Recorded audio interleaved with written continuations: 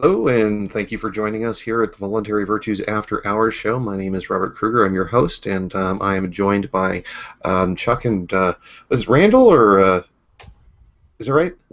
Randall, yeah, or RJ, whichever you Okay, want. great. Well, thank you for joining us. We don't have anything particular to talk about because the Voluntary Virtues show didn't air today. But we're just going to go ahead and pick out some topics that we'd like to talk about, things that were of interest to us going along this week. I've got a few topics of my own that I'd like to get to, but they're kind of they're not necessarily timely. They don't have any specific time sensitivity. They're just general philosophy questions. So if there's any topics that you guys think that we should broach regarding the news of the day, things that are in the news, certainly bring those up. Anything going on that you think we should look into, talk about, Chuck? I have a general topic, but it's also not quite timely. It's like kind of timely, but it's not related to anything in the day, you get what I'm saying? Right. But I was thinking about talking about basically the state and how it's trying so hard to control the internet because they're at it again, So, and since the internet is obviously our preferred medium of getting our broadcasts out and getting the message of voluntarism out, I thought we should probably talk about that at some point. Well, But, what are they doing now? well, it's kind of sort of the DMCA, the Digital Millennium. Oh crap! The Digital Millennium, I think, Copyright Act, I believe it's called. I That think sounds right. Yeah. It's been in the news lately because I'm gonna talk about this a little bit more on my show, but 4chan, you guys heard about the celebrity nude leaks. Those were originally posted on 4chan, which then they were forced to adopt a DMCA policy, which they'd never had before. And so I'm a little upset about the fact that this DMCA, which I think that corporations obviously have the right to try to protect their property from piracy or theft or anything like that, because they obviously made it, but going to the state to enforce these archaic, very draconic rules just doesn't seem right. Jail time for pirating a movie just seems wrong in my opinion. Is Draconic have to do with Drake? Ha! Sorry. I would say it's draconic. Yeah. But I mean, it just kind of made me wonder, like, what would happen in a... I wouldn't say we're quite at a free society, so I would wonder... No. No, not even close. But I would even say our internet isn't even quite at a free society anymore. So I guess the question is that how do we push the state out of the internet? And Robert, you always get good ideas, so... How do we push the state out of the internet? Mm-hmm. Set up backbone systems that connect people to each other using a location that they can't get to. I don't know if theoretically, if we see that the private space program becomes successful and that there is actually the ability for people to get into outer space through private means, then yeah, you put up some satellites that have the ability to transmit high speed bandwidth, and then you make it so that anybody who has whatever this particular device is that uses Bell can get on the internet and talk about whatever they want to talk about and say whatever the hell they want to say, and that would pretty much cut the state out of the internet. And you might create your own. You might create your own system. So. Because it is a big deal, obviously, because right now it is the closest thing we have to an uncensored format, wouldn't you agree? Well, it's censored in certain ways. Well, I said closest thing. I didn't say... Yeah, it's definitely the closest thing, but I mean, realistically, I can't, even like, what is it, ICANN, that does the registrations of domain names. Yep, that's them. Well, they're entirely, affected by statism, at least in certain respects. In fact, they are kind of like a government, kind of like a state.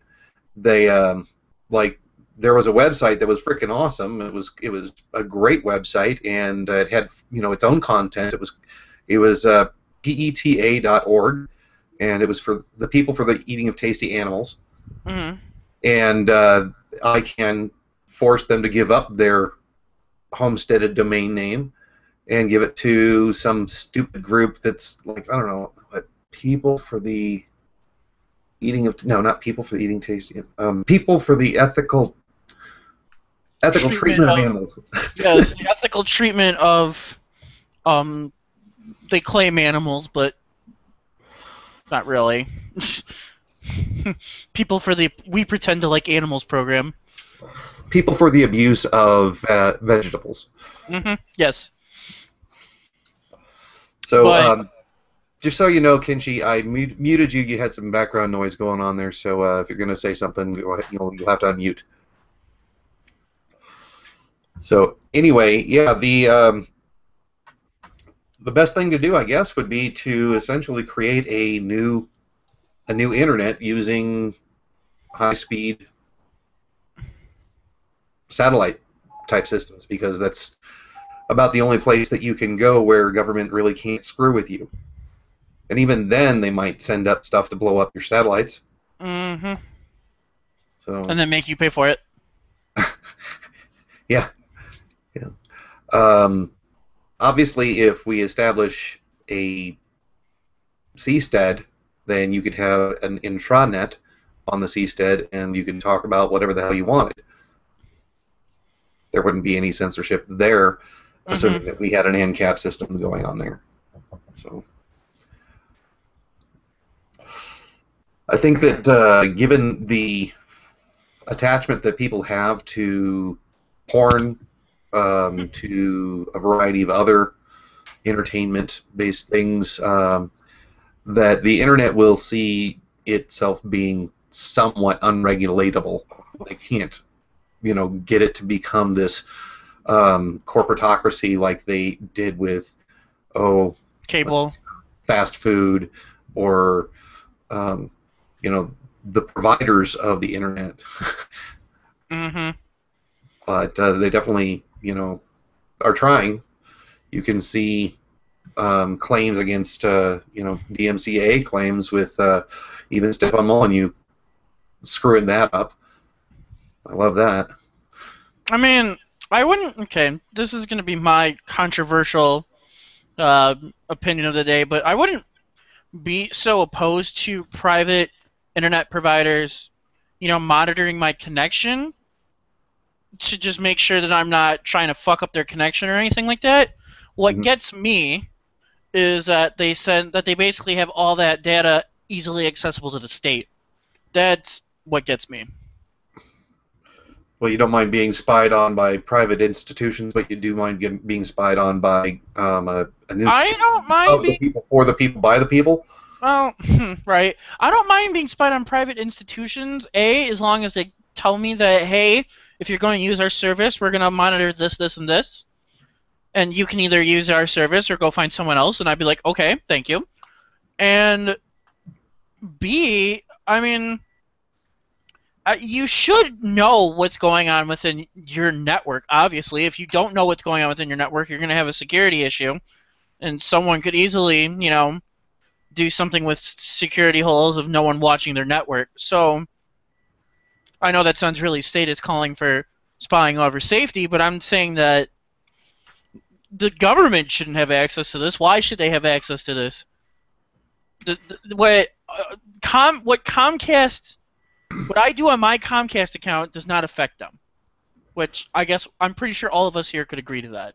Well, no, you might be plotting a terrorist a threat. They've got to make sure that right, because that's how I spend my days on 4chan, is plotting terrorists. That's you caught me. Damn. Oh shit! I think NSA is coming through my door.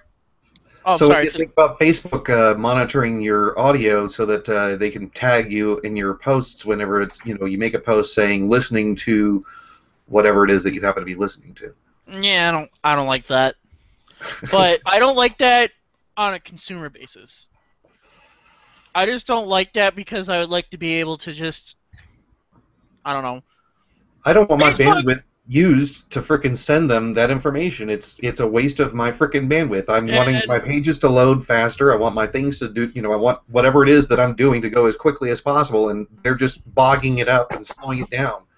The problem with Facebook is that, and let me put on my tinfoil hat, but several companies that invested in Facebook at the time of its conception were companies that actually had ties to the, I believe it was the Department of Justice, I believe.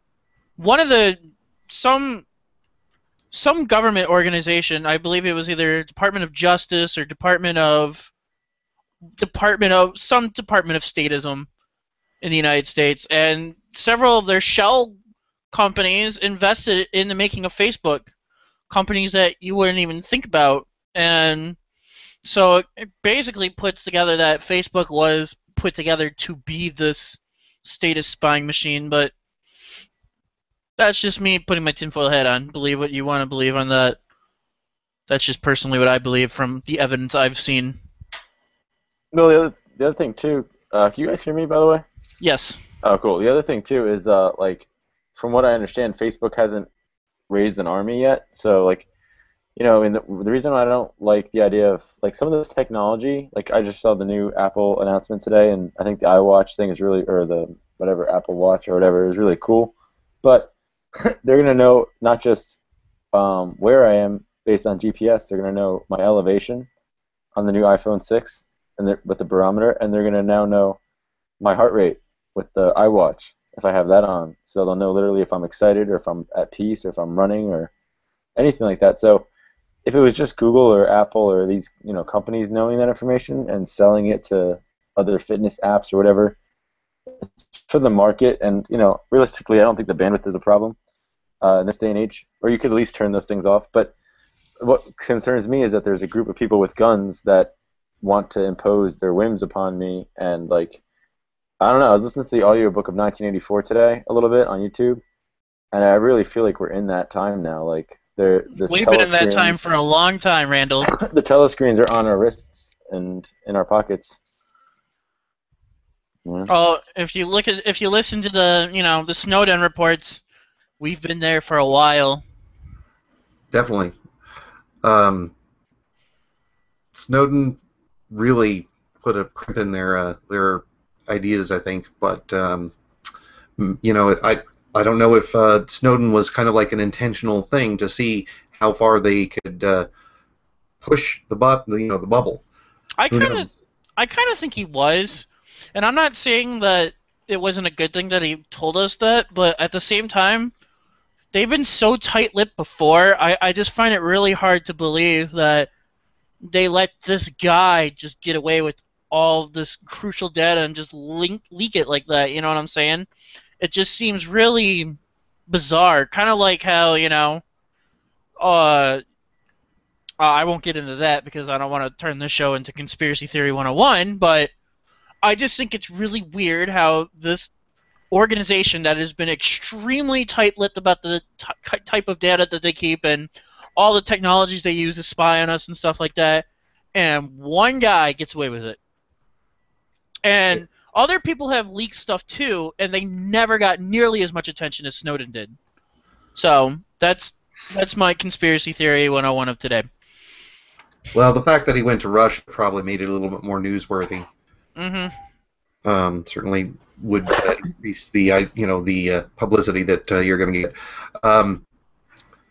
Okay, well, I think we've kind of hashed that topic out.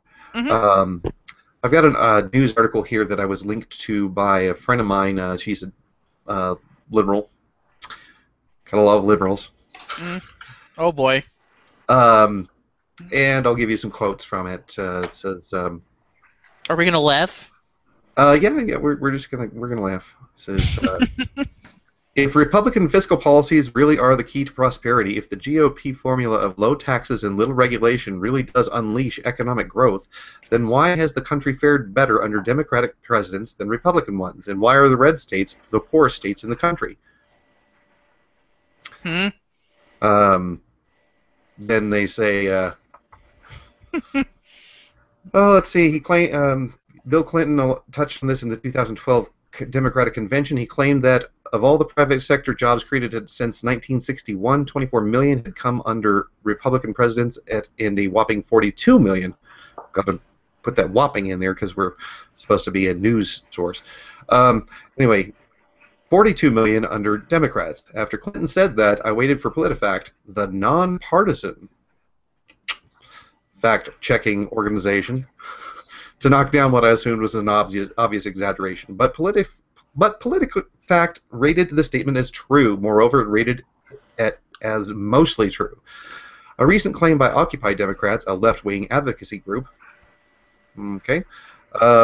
that 9 of the 10 poorest states are red ones. Okay. And so then later on it says, all right, it's also worth noting that PolitiFact's endorsements of Occupy Democrats' claims come with multiple caveats. In evaluating the statement about 97 of the 100 poorest countries being red, for instance, PolitiFact reminds us that red states tend to have more rural counties, and rural counties tend to have lower costs of living. Right. It also points out that modest income in rural Texas may actually give you greater spending power than the same in Detroit. So some comparisons can be misleading. So get this, I love this. Duly noted. But, you know that BUT is actually an acronym if you're not familiar with that. BUT is an acronym. It stands for Behold the Underlying Truth. So duly noted, behold the underlying truth. This darkness and sheer preponderance of the numbers are hard to ignore. Okay. Yeah. See, this is where this other explanation about the fact that it's agrarian and the fact that they're not living in big cities, have lower cost of living, and therefore, you know, also potentially lower incomes as well, that has something to do with it, but it's so big that we obviously have to find some, it's got to be the policies of the governments in those areas being, hands-off type of governments. Well, really, they're not hands-off. But anyway, yeah, this is where scientists would just scream bloody murder, where they would go, all right, you've got to control for variables. And if you're going to compare some things, then let's compare apples with apples and control for all the other variables that we could possibly control for. So let's take, for example, Detroit. All right, let's find a city that has the same population density and the same population numbers as Detroit, that's been run by the Grand Old Party for the same number of years, let's say 34 years, and that would be 1980 to now. All right, so if you were to find any city that has been run by Republican or Libertarian type, officials, guess what you'll find? Absolutely zero cases of the city going bankrupt. Absolutely zero cases of having the near entire population move away. In fact, you'll see growth. Gee, if you can control for all the other factors, GOP policies do actually work better than Democrat policies. Not much, but a little bit. They don't want to take it. Well, no, actually, it works a fair bit better. I mean, you see what happened in Detroit. It's obvious that Detroit has been totally.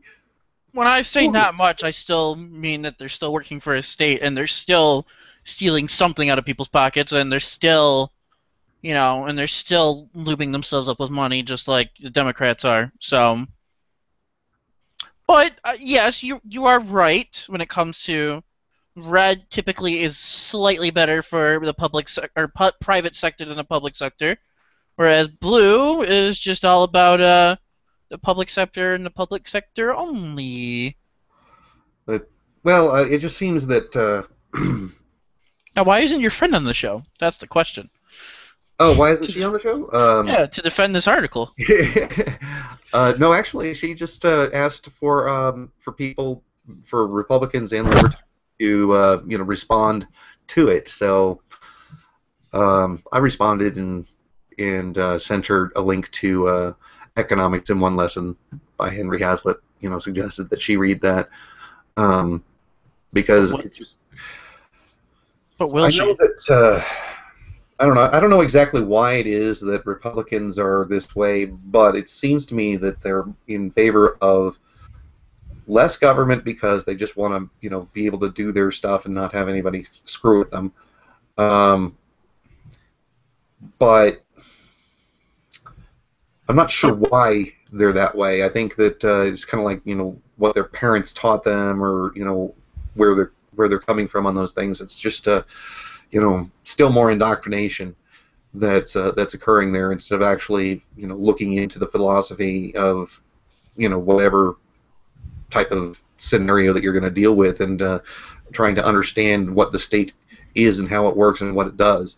I suppose that there are definitely some that are kind of like objectivists that have studied some Ayn Rand, for example, that believe that, well, the government has to be there for providing a military and a court and those few things that it does, because they believe that it can't be done by the private sector, which is unfortunately not true. They don't, they just can't get that through their head, but that's okay. They at least understand that free market principles work well for food, because if they didn't, we would be starving like they did in the USSR. But it just kind of bothers me that Angie, you're making all sorts of noise. God damn it, Kenji. I'm muting you up. All right.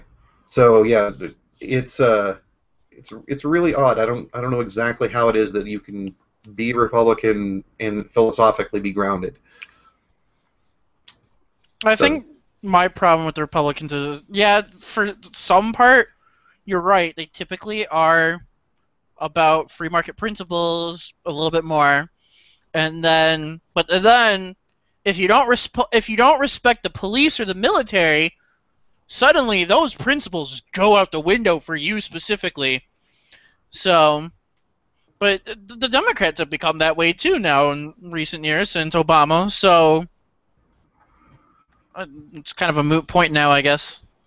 But at the time it wasn't. When I was in neocon, I was all for the like all my taxes going to big budget military and turning the Middle East into a parking lot and all those little little slogans. And now that I am an ANCAP, I just look at myself and go, well, why did I think this? Why was I okay with funding these violent people who were just violent just for the case of, because they weren't defending my freedoms like I was told they were. And when I found that out, and then I found out what they were actually fighting for, I was like, huh. So I guess my question is that why do you think that they sometimes are for these free market principles, but then suddenly if you disrespect a veteran or a cop, suddenly it's like you shouldn't have these rights anymore that they all usually fight for? Well, I mean, there are certainly a lot of them that will give you the, well, I don't agree with you, but I would fight for your right to say what you're saying thing. So, I don't know. It seems that they don't really, go to that end of, well, I'm going to use violence against you if you don't shut up, unless they're, redneck whack jobs. Well, I'm not saying them themselves, but they will more likely promote the police or the military to do it. Oh, you think that they recommend the police become abusive towards people who are confrontational or not approving of the police? Mm-hmm. I was there at one point. Yeah. Well, So, I guess if you look at some of the YouTube videos where you see somebody who is discourteous towards a police officer, or um, if a police officer does something bad to the person, then there's these people who all line up to freaking defend the hell out of this police officer regardless. like Um, that one officer, you know, well, I forgot his name, but he was being charged with, like, I think raping 8 different women, and he got out on bail.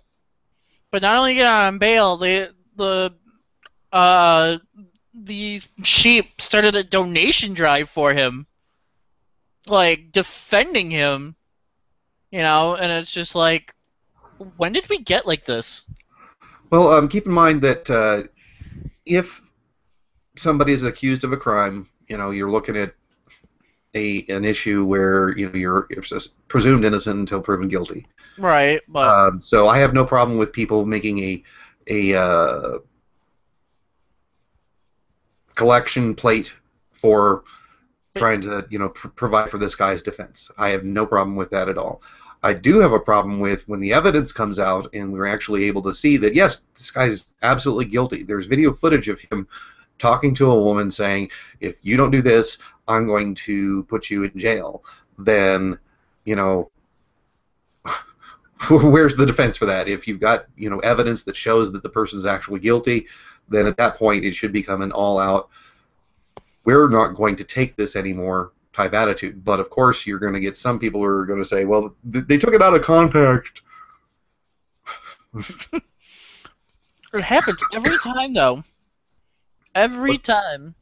Yeah, it seems to happen just ridiculously a lot. So Kenshi, are you there? Gotta unmute if you're gonna respond. Yeah, I'm here. Cool. Yay! So what did you think about our last show with the people from the ANCOM side, the discussion that we had there? It's just I don't even know why we get into debates with them. I mean, they should read an economics book. I mean, some of the arguments they come up with they've already been dealt with. Like something just bothered me, just like that guy who talked about planting tomatoes for dinner. It's like that's barter, and he doesn't understand. He makes himself poor by not using money. It sounded like he had a problem with money. He implied a problem with money. But and you stuff can. like that. Well, you can't hoard tomatoes, right? Oh yeah, you can't. Hoarding comes at a cost. Again, the law of diminishing marginal utility. You decrease supply from the rest of the market, price goes up.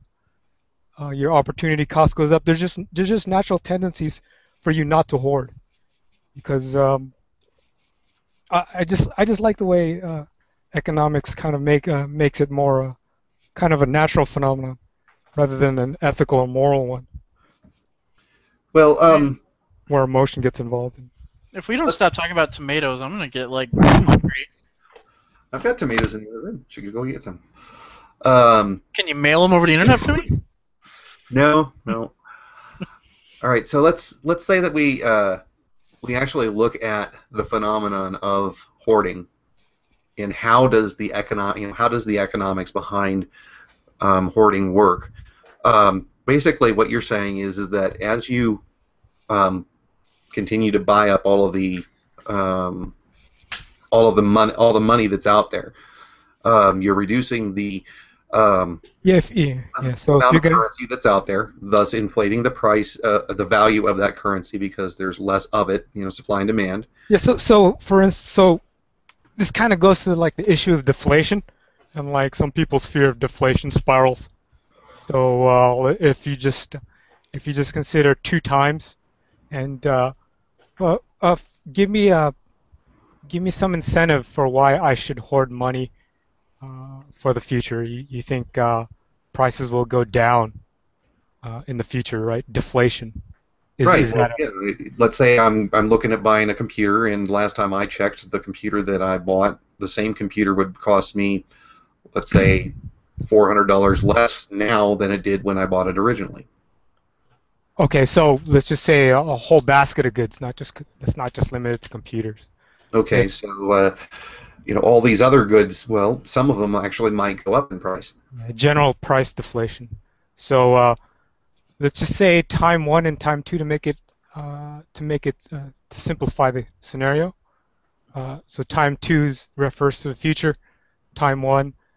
So you have an expectation that prices will go down in the future.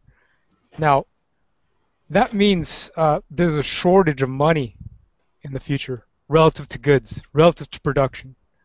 So somehow so this is just an economical decision for the person to make. I mean, so what he's doing is he's filling in that shortage of money.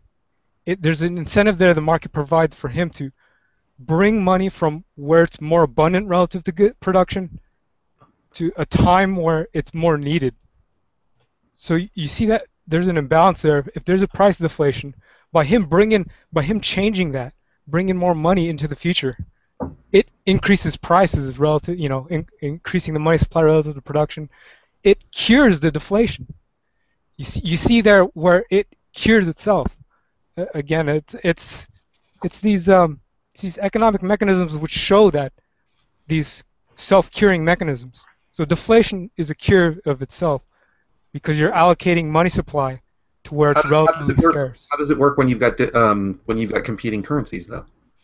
Wouldn't people just start using the other currencies more? Well, you can consider currencies as you can consider the sum of all currencies as the money supply. Oh, okay. So Kenji, I love listening to you talk economics. I don't know why. I hope I'm not boring you. No, not at all. Not at all. All right. So the thing that I would see is that as he continues to hoard, his opportunity cost goes up because all of the things that he can now buy with that money have dropped in price because of the. Yeah, you can put numbers on these. I mean, yeah, you can put numbers on these. What this does is it equalizes the price level between time one and time two. So you can see these imbalances always tend to gravitate toward equilibrium where they're equal to each other. So the price level, if it's higher today and it's going to be lower tomorrow, by him changing his mind and spending his money in the future instead of today, that will increase the production today, increase the money supply tomorrow and time two, and it'll work. If he overdoes it, now if he hoards too much money, he's going to miscalculate the price level, right? So he's going to hoard too much money. When he brings that money into the future, it's going to cause so much inflation that he actually can't buy as much as he thought, because by him bringing in the money there, it raises the price level to where it counterbalances what he thought would happen. Right. Okay. Then another thing that they were talking about was the idea that all capital will be owned, and then you have people who are entering into the market who have no ability to provide for themselves and therefore are slaves to the economic system of capitalism. Well, again, number one, there's a market incentive not to hoard. Number two, you don't have to own something to utilize it, right? We don't have to own our houses. We can rent them. Right, but that's people taking advantage of you. But the market incentive for profit, again, there's going to be an opportunity cost there. If you're gonna, the more you hoard, the more you. I was moving on to a different topic. Yeah, it's the same thing though. They're hoarding capital. You're saying. So. Oh, I see. Yeah. So if they're hoarding capital and hoarding capital, then the price for capital on the free market will go up. His opportunity cost, and he can't utilize all that capital. I mean, it's just so there's going to be a market incentive there for him to sell it. It's going to be naturally more profitable to sell what he can't directly utilize. I would also argue, Robert, that I believe that there's no such thing as someone never being able to provide themselves are for themselves and thus being a slave to the capitalist society, because I believe that there is a market for everything. And I think that in a free society, it doesn't matter what it is. I believe that any sort of skill or any sort of ability is valued to someone or valuable to someone. So I would argue that there's absolutely no way to become a slave to capitalism, simply because of that fact that in a free society, every single skill, no matter what it is valuable in some way. Yeah, and keep in mind that relationships are capital. I mean, resources too. I mean, or assets or whatever you want to call it. I mean, the more land you have, I mean, you also want relationships. It's at some point, that extra acre of land is not worth having another friend or whatever. At some point, the opportunity cost of having other people around you producing. I mean, again, you need to trade with people. If I were to own all the capital in the world, me, and I weren't let anyone else, I'd be so poor and I had some way of excluding people from using the capital, right? To say I put them in one corner, I'd be so poor because I have to produce everything I consume. So you can see reductio ad absurdum there. I mean, I have to sell some of the land. So if you take it from just an extreme point of view, you can see where it's going to start to. Okay, I'll sell land to you so you can produce, so I can trade with you, and make myself better off through comparative advantage, specialization, and trade. I mean, it's technical, but it's kind of basic if you just use some of the basic things you learn in econ. Yeah. It is pretty basic if you get some understanding of economics. Okay, so RJ, what have you been discussing recently in your I don't know, environments where you're discussing the state or anarcho-capitalism or economics? Okay, so wow, that's a good question. I want to say I appreciate Kenji's perspective, and I think I basically agree with everything you just said. But to your question, Robert, I have a couple ideas. First of all, in a social situation, just the other day, is my camera turned off? Oh no, that's Kenji. I was with a group of people outside of a bar that had shut down, but we were with the workers that worked there at the bar, and a couple of people had been drinking a couple of beers outside, and which is illegal in the. Oh, it's not illegal. I'm sorry, it's not illegal. Totally fine to do that. I'm just being told. I'm in Florida right now. So, any which way, the cop was kind of just parked there with his parking lights on, and it was myself, my girlfriend, and two of our friends that we had just met earlier that day. And what was really the shocking thing that was unusual for me was the fact that we all had a sense, and we hadn't talked to them about politics yet. We hadn't talked to them about their views or where they aligned or how they aligned. Was the sense that we all felt like we were almost like victims, like potential victims. Like we all felt like possible prey. Like there was a predator like looming down on us.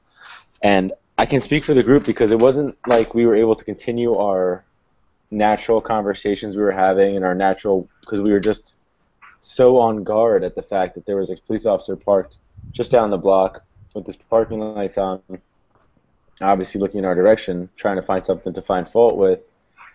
And so that's kind of where I'm coming from with regards to all the stuff that's happened in Ferguson and the St. Louis situation and the 8-year-old girl that was tased and on and on and on. This has always been taking place in every single dictatorship or tyrannical society where the enforcement class is the aggressors. You know what I mean? And I think it's really where the rubber meets the road. And I think that if we can, that's why I've been kind of on a rant against cops recently, because in a free society, and Ken could probably speak to this, there's no incentive to aggress upon your customers. And if you're looking for security protection or dispute resolution. And I think Molyneux is right to point this out, and not just Molyneux but Rothbard, is that it's so much cheaper to avoid a crime or to avoid a conflict than to mediate after the conflict or after the crime takes place.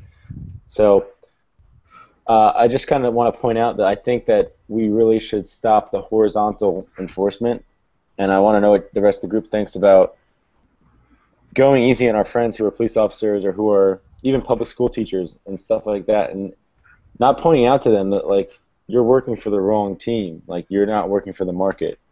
Does that make any sense? It does, to me. I think the big thing is that it's not just initiating aggression towards your customers.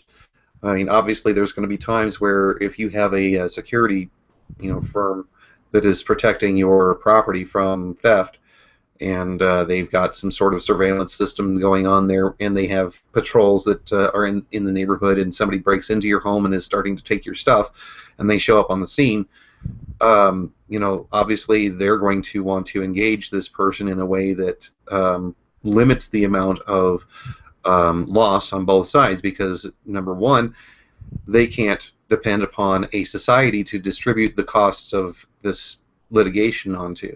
They have to get their money out of the guy who's stealing stuff. That's the only way they're going to get their money.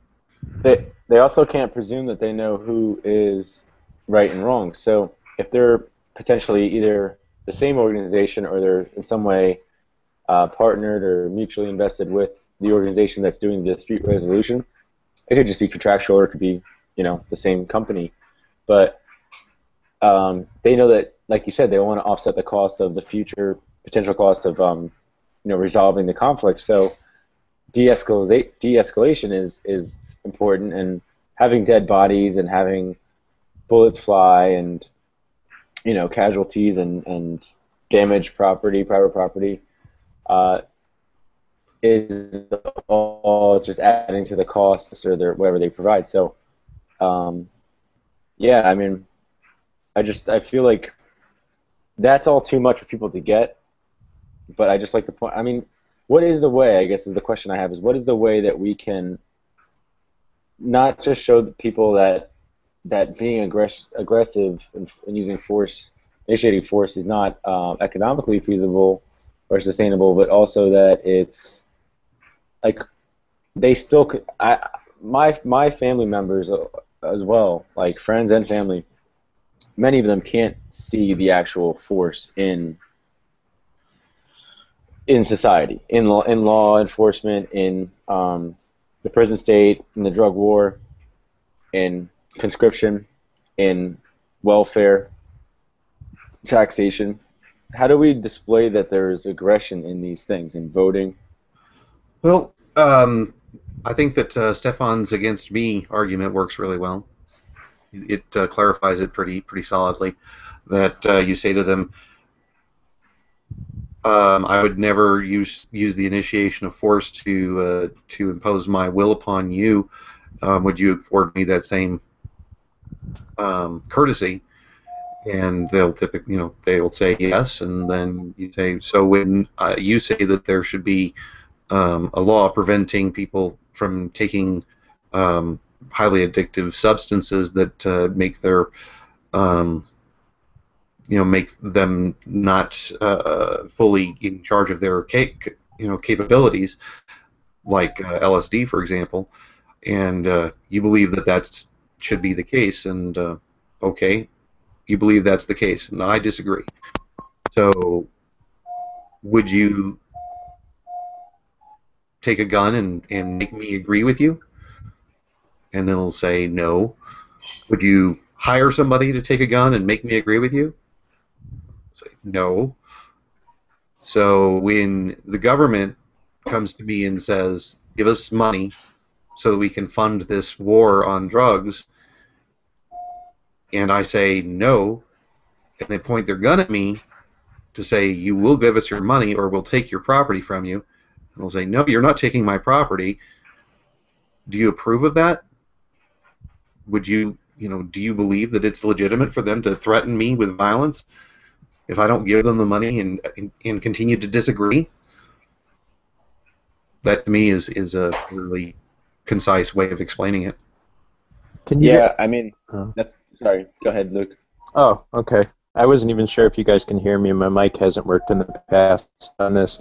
But a really good book that I've passed on to several of my friends and family that really went a long way to illustrate this. And it touches more so on the issue of taxation. But it's Bastiat's work, That Which Is Seen and That Which Is Not Seen.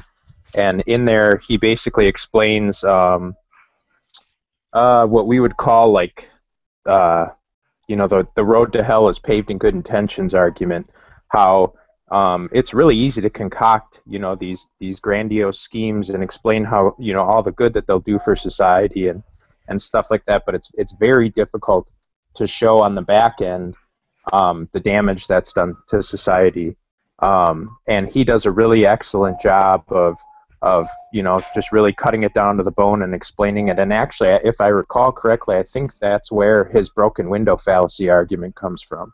It is. So it's a really cheap book. I think it's like $6-7 usually. There's PDFs available all over the internet, so that's a really good resource to pass on to people too. Yeah, it's definitely a good resource, and that is where the broken window fallacy comes from. If I'm not mistaken, it might have been done before then as well, but it's definitely in there. So it's a great resource. So maybe giving them a copy of that might be a good start. Another really good one by Bastiat too. Sorry to interrupt again, but another really good one by him, and it's actually really short. It's like 3 pages long, I think. But the Candlemakers petition, that's almost like a piece to satire. And I don't know if you guys are familiar with it, but he basically What's that? I just saw it today. I was really shocked. Yeah, it's great because he makes fun of how candle makers basically organize, unionize, and then begin petitioning against the sun because they can't compete with the sun as a light source. And it's driving candle makers out of business. So I mean, it's not only really funny because it's like anyone can see just how ridiculous that argument is, but all of his works, he does such a good job of, or he did such a good job of laying bare a lot of these things that they're really difficult for people to understand. And I think the reason I like Bastiat's work so much is because I mean he was writing in the middle of France's turmoil in the middle of the 1800s, and sorry about that. And as bad as we have it now, I don't think it's even comparable to the French revolutions. So. Yeah, it's definitely some amazing writing from him. He does go off the deep end on some things, but in general, I tend to like Bastiat. The gun, in the room question, how do you make that clear? How do you make that obvious? Another thing that you can say is, let's say that you're driving down the highway, and you're doing the speed limit, and a police car pulls up behind you and begins to follow you for a good solid 10 minutes. Would you be more or less comforted? Would you feel uncomfortable, or would you feel uncomfortable, or would you feel glad that they were protecting you? It's like having like your grandma, your mom, and like your high school like history teacher driving in the car with you all at once. It's just the worst situation ever. So if there's no threat coming from them, if they're only there to make sure that you're safe and you're happy, why would you feel discomfort? I wouldn't. That's the thing, but they wouldn't be stalking me if they were there to protect me. They'd just be, at a careful distance, and like So I've that's the seen question you ask them, though. tailgate people.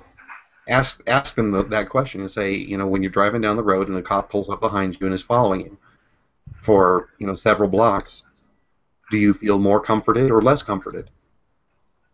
They have Stockholm syndrome a lot of times, and they'll say something to the effect of,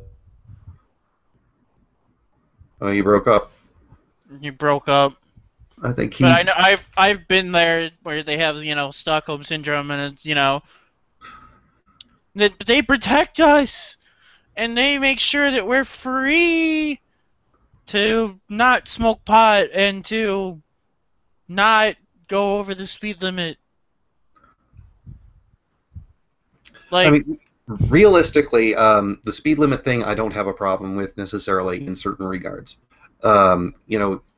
If you believe that the roads are made by government and therefore they are the government's property, then they have every right to dictate the rules and regulations for the use of them. And if you exceed a limit of speed that they set, then they have every right to pull you over and say, hey, you got to stop doing that, or you can't drive on our roads. Now here's a fine to make you realize that we're serious. And if you don't pay that fine, then we're going to go ahead and take away your right to drive on those roads. So I'm okay with that. No, but the problem is it's a quasi monopoly. So Yeah, well, they don't own the roads, obviously, because they didn't homestead the roads. I'm not. I don't. Oh, first, let me just answer RJ. I'm not a adopter of the NAP, so I do believe aggression is appropriate in extreme circumstances. But to the point of homesteading, I don't buy I don't buy homesteading either. I have to interrupt you there. Okay. To be clear, the NAP does not say that aggression is not a appropriate use or an appropriate thing to do. I think I know what you're going to say, but before you do, I challenge you to take a roundtable census about what the NAP is before you give your definition. Okay. Poison the well. All right, let's poll everybody, and hopefully we'll get RJ back on the show before we get to me. So, Chuck, what does the non-aggression principle mean to you? as simply as put, Don't cut corners though. well, You have to be very explicit about exactly what every part and detail of it is. to me, in general, the NAP means that I'll say after hours, I don't fuck with you. You don't fuck with me, but if you fuck with me first, I have every right to fuck with you back until you stop. That's what it means to me. But it means, above all, I will do my very best not to initiate force on you. What does it mean? Do my very best to not initiate force. To me, initiate force means force my will upon, or beat the shit out of them for some reason. I mean, it can mean a lot of things, but overall, to me, it means that I won't start shit with you if you don't start shit with me. You said an ambiguous word there. What? Phrase. I'll do my best. What does that mean? Well, that's why I changed it. Let me ask you a question. Will there be any time, any circumstance you can conjure up in your head where it's appropriate to initiate violence? Well, yeah, in self-defense. No, initiate. Oh, initiate? Yeah. Where I'm asking you, is it quote-unquote moral? I mean, I can't really... Lifeboat situations. Hint. Yeah, but I personally, I've never been in one of those situations, so it's hard for me to... You can just hypothetically make one. I can put you in North Korea and give you a situation where... some absurd situation where you're starving. North Korea example probably wouldn't be a good one. I'm just kidding. I mean, I tried to pick something that exists right now. Yeah. I just watched a Korean movie where... All right, you're in Ferguson.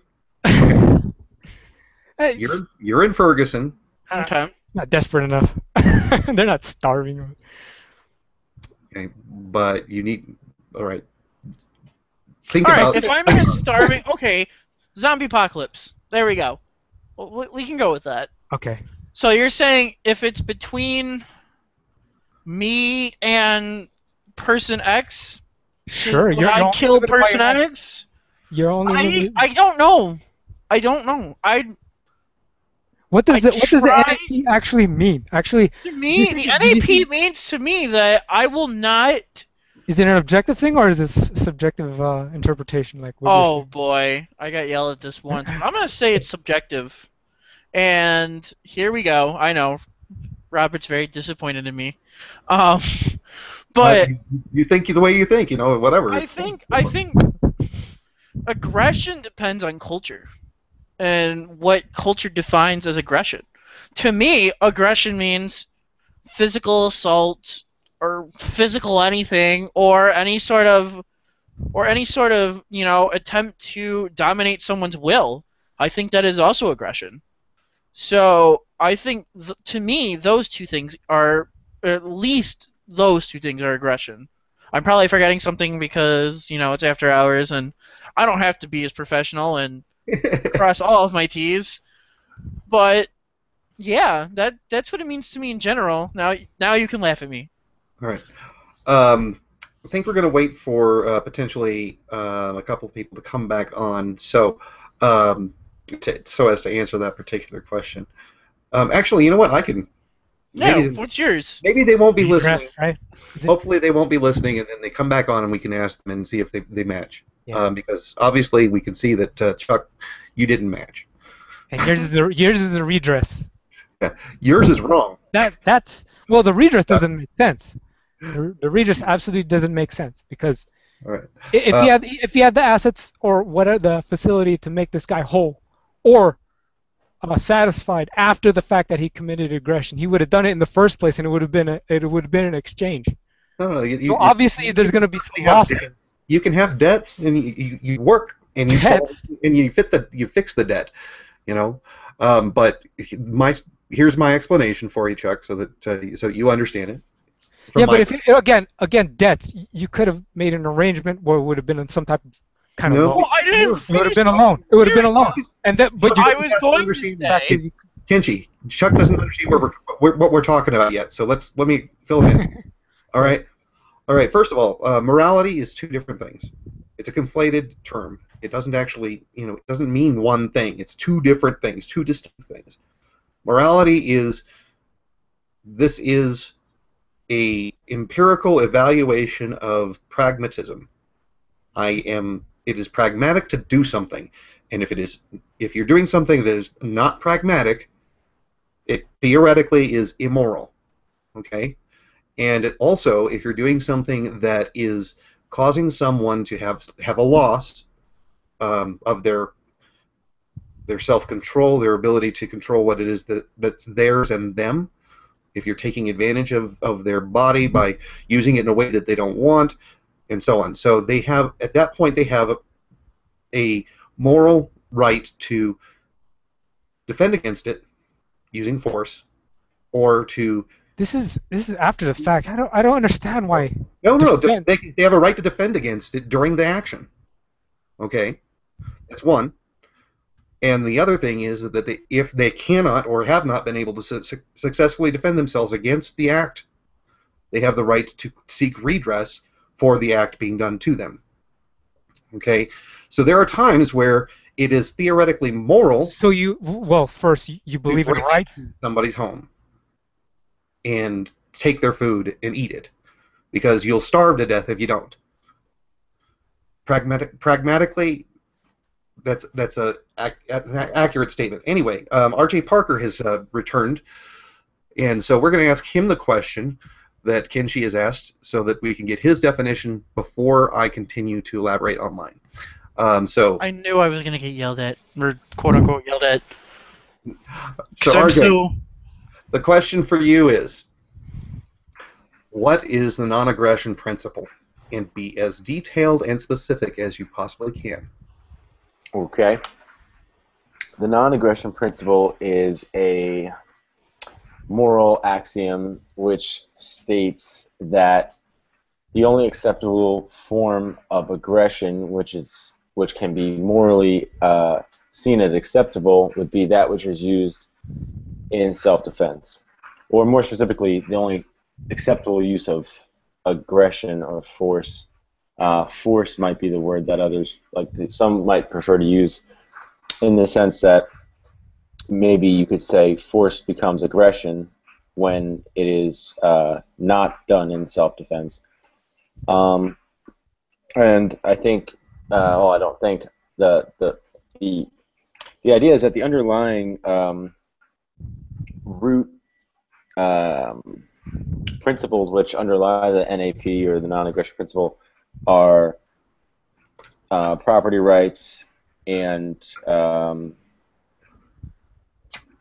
guess what else would go into it? Maybe someone else would take the baton from there. I know you have to have property rights in order to basically, it's property rights and it's self-ownership. So the principle of self-ownership says that I own the domain of my own body, and property rights is an extension of your personal self-ownership.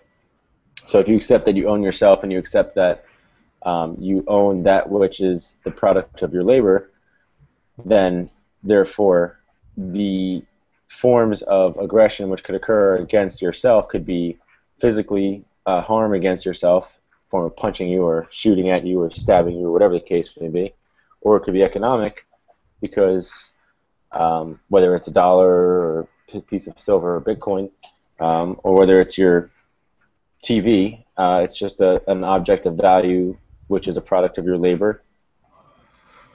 So, which is an extension of your personal self-ownership. So I guess that's the circle that I see with regards to the NAP, and I guess we're not looking for circular reasoning, but logical consistency, I guess, is a circle of truth that I see there. Who wants to go from there? Let me ask you a question, RJ. In terms of initiation of aggression, what does the NAP mean to you? Can you use you give me a definition in terms of initiation of aggression? No, force. Initiation of force. I think aggression's better because it doesn't.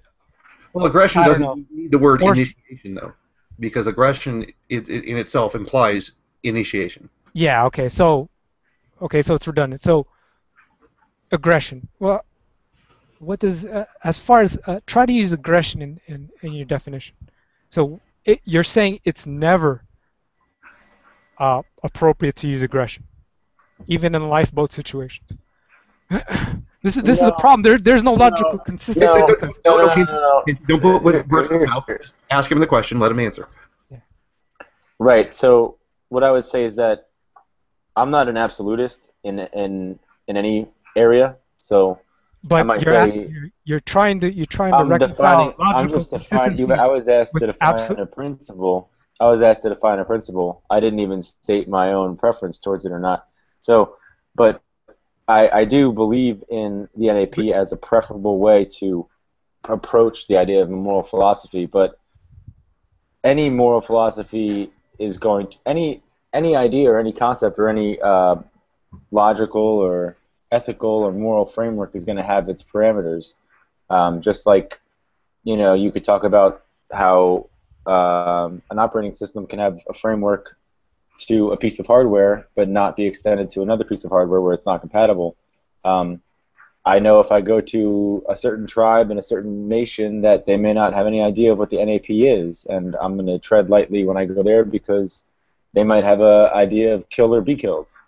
And dog-eat-dog world is how things go. So, and I will totally agree with the exception of lifeboat because, if push came to shove and I was starving to death, I'm sure I would go into a Walmart and find something that I could get out of the store with and eat because Walmart won't feel the pinch. And I think that pragmatically speaking, there's really no victim in that crime. So I can even see exceptions that would, could happen to anybody who fell hard on their luck. And I'm not saying it's right, but I'm not saying it's necessarily initiating aggression.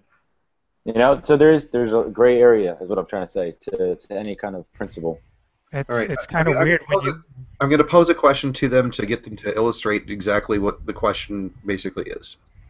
All right, so here's the lifeboat scenario that you're given.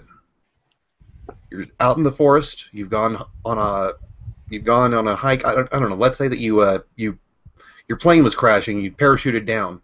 Okay. So you're in the middle of a forest. It's winter. It's cold as shit. You're gonna freeze to death. You're also very hungry. You potentially could starve to death. You look around and you find that there's a cabin. cabin is uninhabited. You see that there's a refrigerator inside of it. You see that there's crackers up on the top of the refrigerator. Do you break into the property, eat the food, and take shelter? I wouldn't. No, because You'd starve yourself. no, You'd no, let no, yourself no. freeze. I would rely on my skills that I have accumulated in the wilderness, and I would look and forage for food. I would find a way to fish or catch a fish. Well, just assume that trap these other an options are animal. not available to you. Well, they always would be, because nature always springs forth abundance if you just know how to look for it. So that, and plus, look, the risk of going into someone's property that I just parachuted into some foreign land, I don't know if there's someone in there. I don't know if there's someone watching me, if someone's prepared to shoot. It's not worth my life in a second. I could be shot at for trespassing. I'd rather find someone who's local and say, tell them my situation and see if they're honest and maybe helpful, and say, hey, could I do some labor for you You're missing the point of the lifeboat for situation. a few hours for exchange for a meal? So I'm saying, is it really, You're missing the point of the is it that dire? Yeah, RJ, Okay.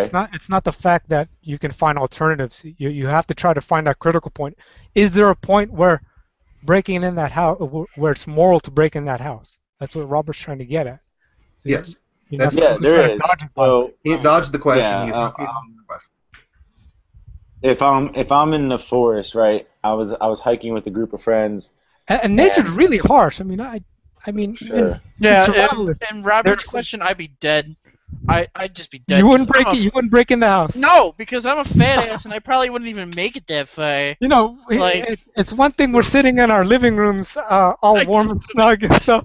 If No, you're I just would have been dead because I mean, look at this guy. You guys are dodging the question. that's You guys can't that's dodge the stupidity. question. That's You stupid. cannot dodge the question. All right. So bottom line is, when you parachuted in, you actually landed on the front stoop. And you broke your legs. All right, let me ask you this question in return. Is the person home? Because No. I would at least no. Okay. Freezing 'Cause I was cold. You're gonna freeze and you're gonna freeze and No, feel I would ask him first. Okay. But they're not home. the They're cabin. not.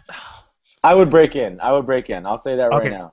Look, Okay. You break I in. believe it, dude. I would break in. Let me tell you something. Thank you. If I was hard on my luck, I would break into an abandoned house and just squat there. And I you don't talk think that's the about end of the world. logic. Then you do this and you talk about logical consistency with the NAP, which I don't know if I would Internal or not. consistency, Kenji, not external to my own actions. I'm speaking of it as a principle. I'm not speaking of it as a filter or a measure of my own behavior. I Yeah, would break trial. into it. I would break into it if if Randall was with me because Because you know I could fucking whoop some ass. yeah. That's All right. right. And we can even take it a step further. Let's say that you're in a situation where you're in the same situation. And you've got your child with you. Your 5-year-old child is with you. I like this. Obviously you're going to break in and feed the child. You're not going to let the child starve. It's a very clear. Okay. Now. You think we established they'd already break in, so Right. Oh Okay. no, I don't. they're okay. We have already established that there's a point where at least RJ would commit aggression. I would say that I would say that. Okay. Chuck is the best man of all. Wait, Kenji, let me tell you something real quick, my man. First of all, you're looking for a red herring situation, okay? That's what you're after. All right, hey. Second of all, I'll give you an even better one, okay? We're classmates in high school, and you're walking down the hallway, and I'm walking down the hallway, and your shoulder bumps into my shoulder, or mine does into yours, whatever, and I caused you a little bit of pain in your shoulder for 2 seconds because I was being negligent as to where my body was positioned, and I ran into you, not seeing where you were walking. You see what I'm saying? So No. if you want to flag every single thing, let me help you out. If you want to flag every single thing and say where was their aggression initiated, and say, well, there's a tort here, and this gentleman owes him $4.19 for the inconvenience. You have to have intent, in this case. But you mentioned the word tort. Okay, and so in the example of the cabin in the woods, where you break in, would you expect that after you had successfully fed yourself and sheltered yourself and escaped from the situation and you've gotten back to your own life, that if this person who owned the cabin found out where you were came upon you and said, "You owe me for the damages done to my property and for the food. Here's your bill. Would you pay it?" I would gladly pay it, and I would pay beyond the bill. I mean, I would Pay get double. the address, and I would get the address and send Okay, them a nice gift, and maybe like a new TV, and fix the window, and of course, I mean, if it weren't for them and their house, and their You would have died. Here's It the is problem. consistent. Here's the problem, It Robert. is consistent. So they both agreed. Yeah, Robert, but you gave a scenario where there's an alternative. You have to give a scenario where the alternative is actually where the guy like probably would have let him in, right? So make a scenario where there's a guy in the house and he doesn't want to let you in.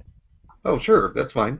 You know, That becomes different because I wouldn't do it. If he was there, he's not going to agree. He obviously is not agreeing to take compensation later. okay. You say, "Hey man, don't worry, I'll Here's give you another $1,000 when I get back home." All right, here's another example that is commonly used. All right, you're hanging out with some friends on your balcony, having a good time. One of them pushes you. Maybe I should, before we go any further, maybe I should posit what I think your moral compass, kind of a unifying theory of what you should do. Let's finish this one. Just profitability. That's essentially my replacement for the NAP. So people use the NAP as a moral compass. I use my definition of profitability as my moral compass. So.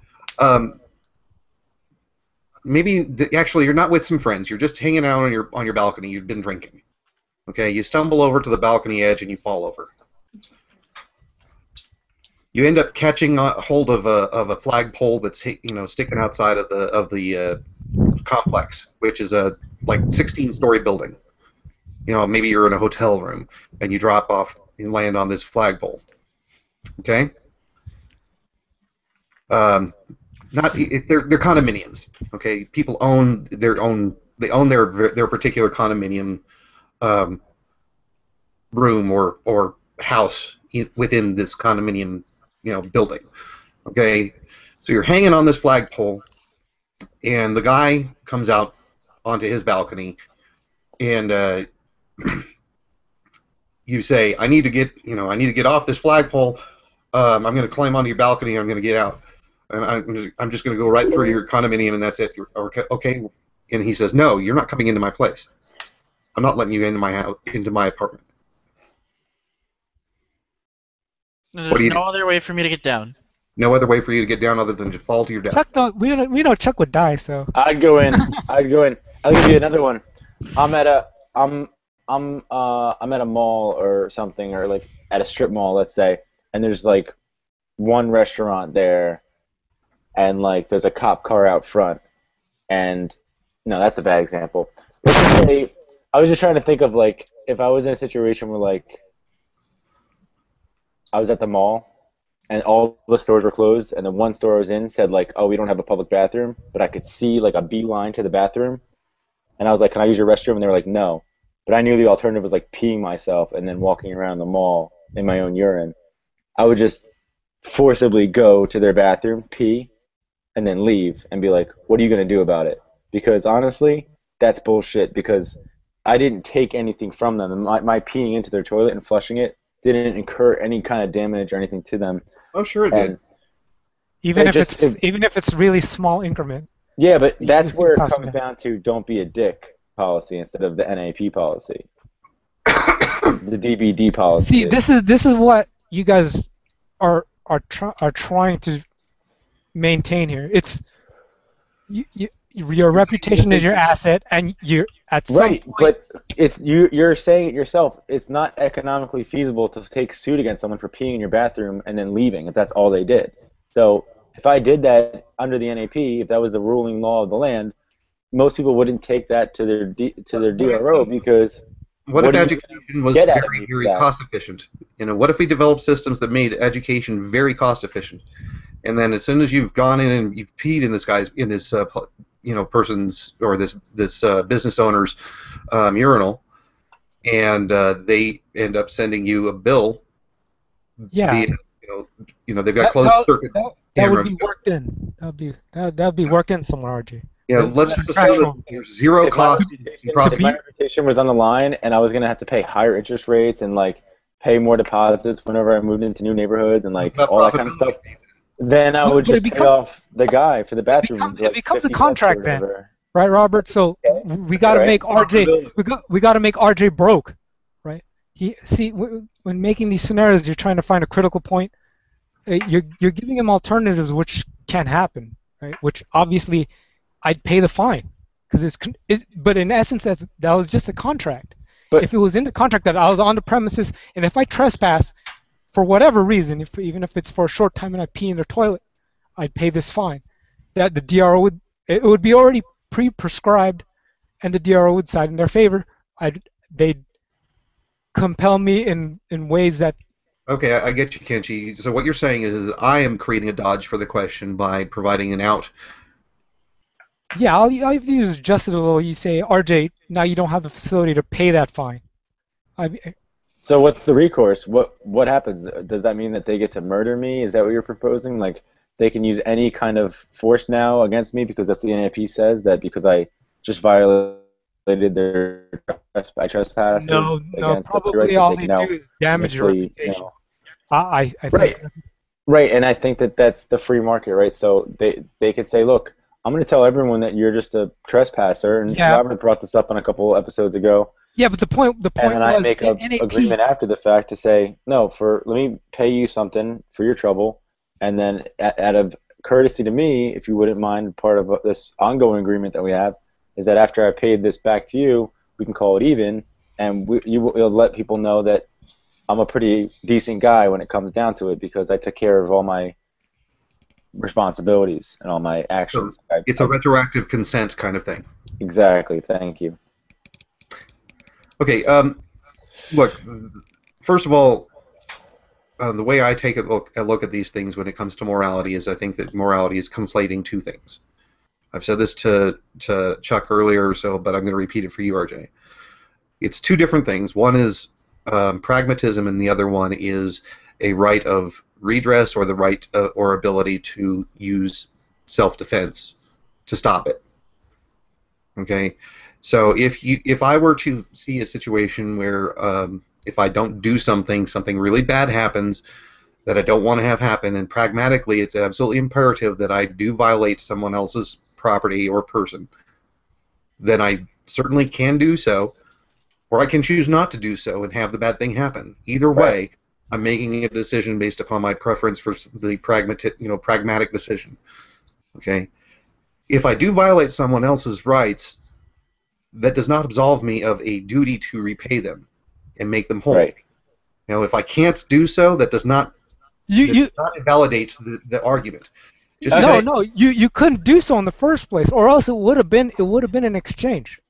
Kenji, let me throw a twist in it. I don't know what you think about something real quick. Hold on a second. I'm in the store, right? I want to use the bathroom. The shop owner says, no, you can't use the bathroom. I run to use the bathroom. He knows I have a suitcase full of cash near my bathroom door that I can't see. And he goes, I don't want him running towards that because he might see that and take it, right? So he has a great reason to not want me to use the bathroom. I don't know that. He pulls out a gun and shoots me back of the head, knocks me dead. Now, if you're asking me, does my family or anybody have a right to go follow suit against him, or how should the courts weigh, in my opinion, based on the way the NAP works, I would say the court should weigh in his favor because it was still, at the end of the day, his property right that was being infringed upon. I was the initiator of aggression, despite my logical thinking that I could just pay a fine or take care of my reputation after the fact. I didn't know the whole picture. He did. It was his property. He had a right to defend that amount of his assets. It's a large sum of his assets that were at risk by my running towards the back of the store. You know what I'm saying? So I think you can add a twist to it where there isn't a course. We're looking at the perspective of you. That was also the right of self-defense and the right to redress. So it's both. Either one. You could use either one. The redress thing is bogus because, again, he doesn't have the facility to make some type of exchange at the moment of before he aggresses, right? If I were to make you whole later, that you can never make them whole. It's obvious, right? Yes, you can. I don't think it's obvious. If there's a situation, if there's a You have to construct. If you stole my laptop right now, Wait, if you stole my laptop, You have to Kenji, construct that. You have to and then construct you bought me a new one, I wouldn't have a problem with You have it. to If you bought construct me a better one. You have to construct the hypothetical where you can't All right, make them whole in let's the say future you or have to kill at the somebody. present, right? Yeah. Okay. Right. I Right. got it. All right. So let's say that There's no money. So if I were to kill, here's a hypothetical, and you tell me that if this is okay. All right. You see that there is a gang of people that are accosting someone. Okay. They're going to rape this woman, and let's say that it's your daughter. Okay, your 14-year-old daughter. Okay, she's outside of this particular place where you're at. You're at the top of some stairs of some building, and you see it's going on. There's somebody walking up the stairs who is obviously very feeble, very infirm, potentially, they will die if you don't, if you run them over to help your daughter. Okay, if you run to help her, this person's going to die because you've got to trample past them to get on the stairs in order to get to your daughter. Okay? Do you do it? Yes, I do. Do I have some sort of obligation to be punished for having killed this person? Yes, I am. Right. You sacrifice yourself for your daughter. You'll That's never your make choice. You'll never make the person whole again, though. You see, there's That's still okay. a loss due to aggression there. I understand. So the redress thing will never make them whole, right? Yeah, but see, the thing is redress isn't only about making somebody whole. Redress is about having paid back, paid some sort of penalty for what your actions were that were in the wrong. Penalties and deterrents have absolute kind of nothing to do with it. I mean, it's not a penalty or a deterrent. It is a. You're trying to reverse the wrong here. It's a remedy. It's a remedy, Kenji. The thing is, when you construct the proper hypothetical. Is that not a proper hypothetical? You have to trample a person and kill them in order to save your daughter from being raped. Yeah, sure. So you'll never be able to. There's no money in the world or thing you can give to whoever is going to be harmed by that. You'll never make that person whole. I can't make that person whole. That's right. That's not what when I'm saying redress, I'm talking about you're paying a penalty for having made. Yeah, but okay. So what? You pay redress. There's still a loss there. Hold on. Right, I'm not saying right. So there's still a difference between. There's still a loss there. So there's damage done. There's definitely still a loss. But would you deny? You know what you're trying to do? It's for profitability again. You're trying to repair your reputation. That's what you're trying to do. Do you realize that though, right? That's the only reason why you should redress is when you're trying to repair your reputation, and that's because it's profitable to you to maintain your reputation. That's fine. I don't see what the problem is with that. You see, mine is more. I'm talking about what is a legitimate response to your actions by the other people involved. Okay. Yeah, but if your reputation was so fucked up already that fixing this by paying my reputation doesn't matter. My reputation doesn't matter at all to this. Yeah, it is. That's exactly what I'm proposing that you're trying to do. No, but really, it has nothing to do with that. Okay. Bottom line is that if I were to kill somebody, even though I'm doing it for a good reason and a pragmatic reason, I still am to be punished according to my understanding of the non-aggression principle. Period. Oh, I thought we were trying to actually make an actual consistent model. It is going on with the NAP. I don't know what the NAP says about redress. Hold on a second. The NAP is a justification for when it is appropriate to use violence. Yeah, I thought it says never. No. The NAP is a justification for the use of violence. That's all it is. It's a justification for the use of violence. It's a test. It's a litmus test. So it's a way for you to know if your violence was moral or immoral, if it was correct or incorrect. It's just a test, a barometer. When you say non, that doesn't mean sometimes. No. It's aggression principle, not violence principle. It's not the non-violence principle. It's the non-aggression principle. Yeah, when you initiate the violence. Kenji, gravity is a principle which tells you where matter should go based on its relative mass to other matter. Okay? I'm sure you're with me so far. Yeah, gravitational force. Okay, but in deep space or near a black hole, the laws of gravity start to change, and the matter will behave differently at rapid speeds, nearing the speed of light. So every principle has its boundaries, its fringe areas where the principle does not Sure, you know what he's apply. talking about there? I don't know if either of us know No, much about quantum mechanics. he's I think correct. I know about He's correct in that, but I mean, realistically, black holes are concentrated mass. right, But right. but the I don't understand principle let me land the plane for you. The principle of gravity is useful for us because in 99% of the occasions we're going to understand the Earth is the biggest mass and the object that I'm holding in my hand is not, so it's going to go downward. Those are all the times we apply gravity, so we know in most cases this is clear. If I'm in your home and I see a cupcake on your counter, I would know. I would have to say, Kenji, may I have permission to have a cupcake from your? Otherwise, you aggressed upon him.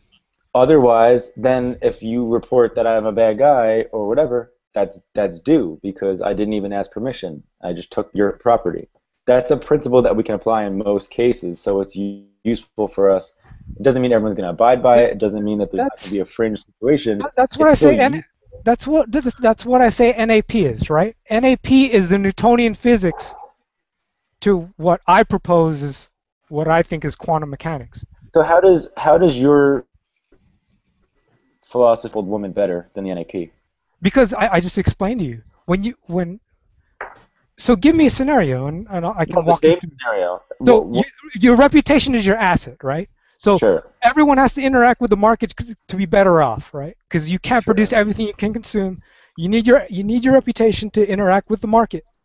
You need to repair it because at some point you weigh your reputation versus your short-term gain on the aggression. And you see this works. It becomes the NAP in normal situations, and in extreme situations, it shows where it's right to break in the house or whatever, go into that room where you impaled yourself on a flagpole or whatever, right? It's logically consistent. It becomes the NAP. It becomes quantum mechanics becomes Newtonian physics. I think it doesn't matter because at the end of the day, you can't prescribe positive. If you want to convince.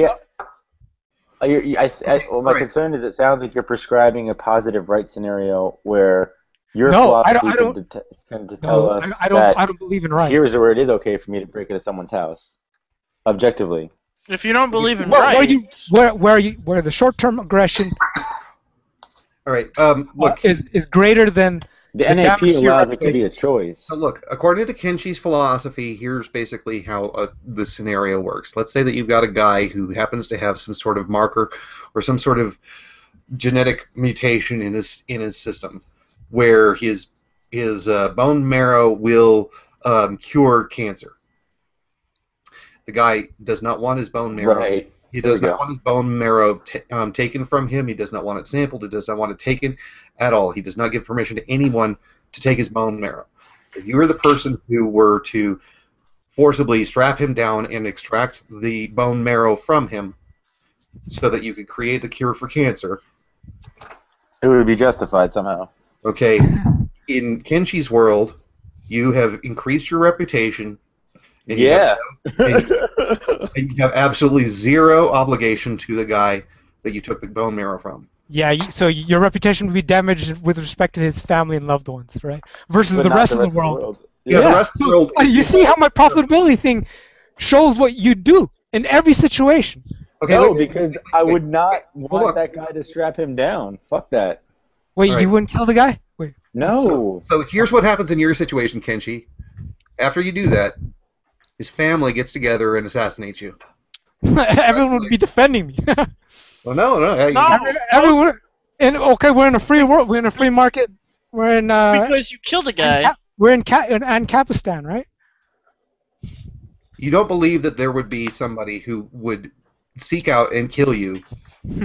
I'm sure they'd overlook it. Kenji underestimated. How can they get to me?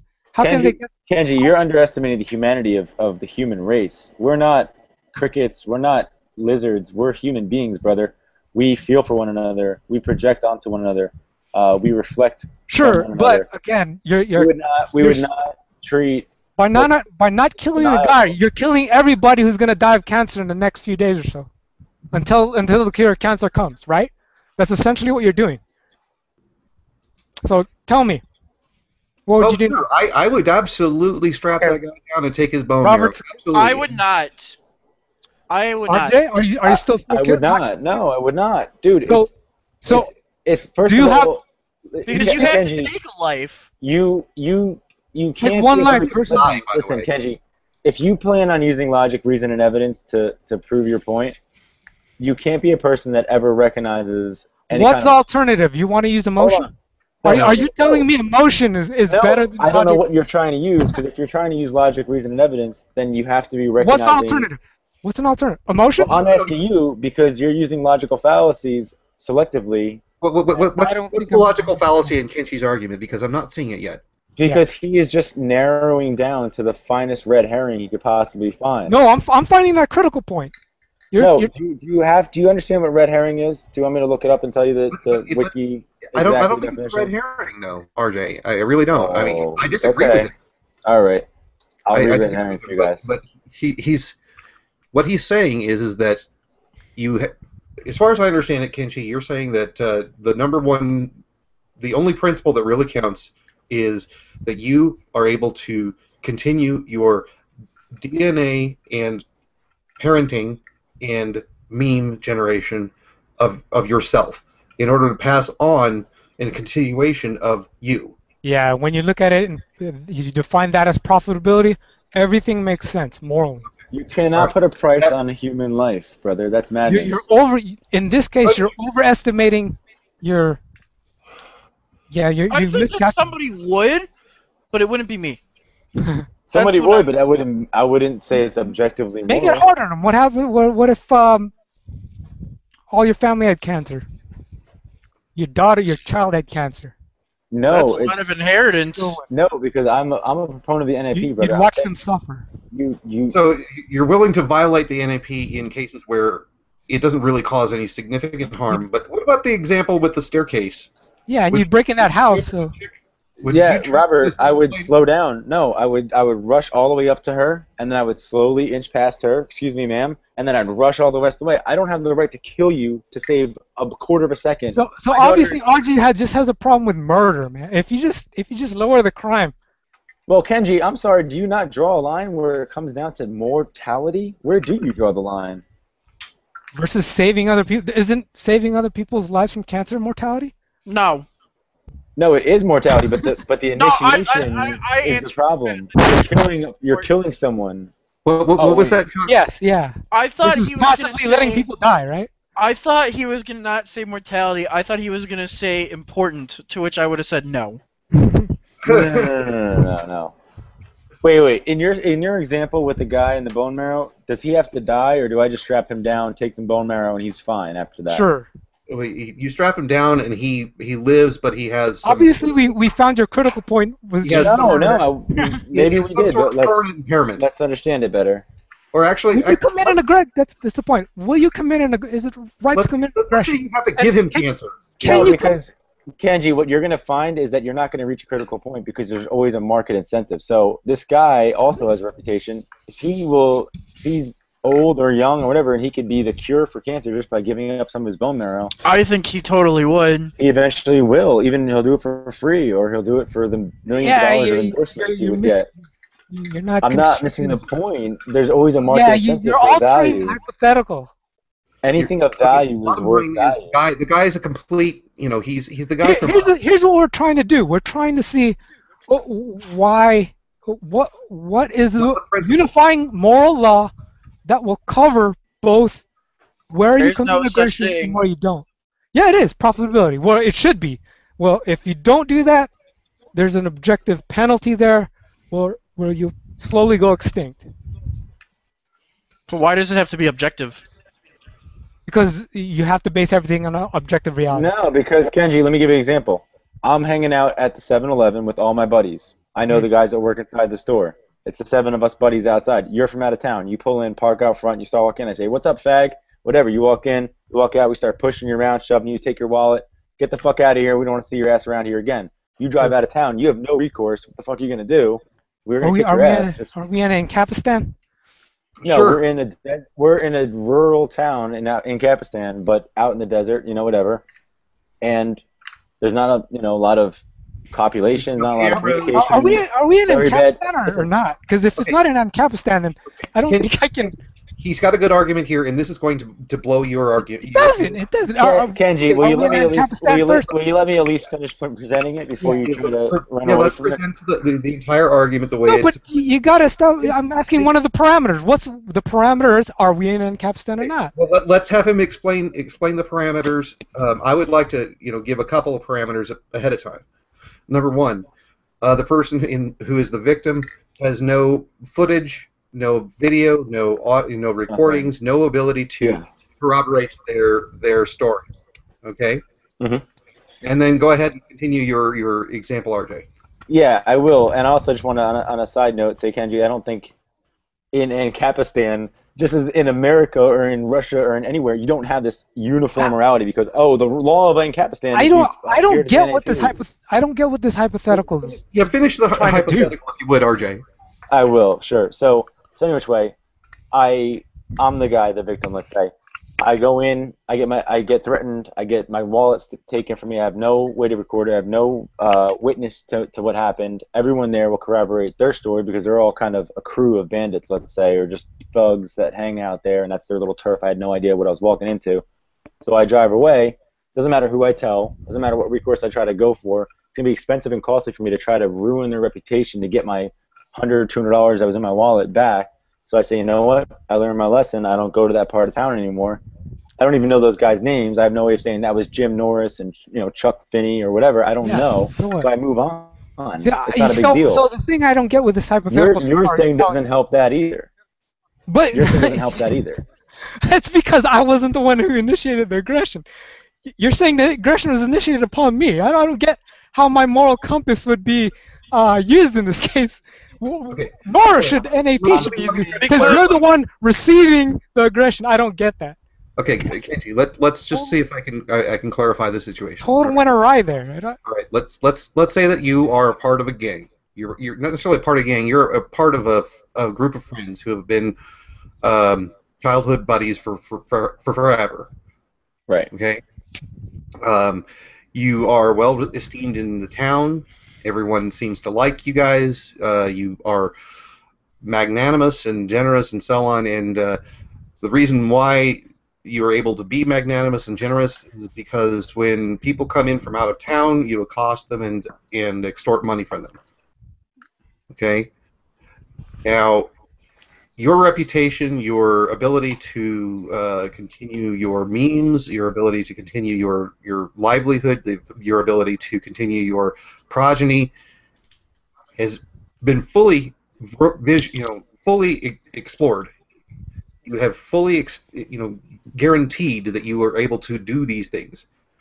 Yet it is at the cost of initiating violence against other people who have no recourse against you because they're in a dead zone or because you take their cell phones whenever they try to record things. There's no ability for them to actually document and provide evidence such that they can come back at you and say, look, he did this.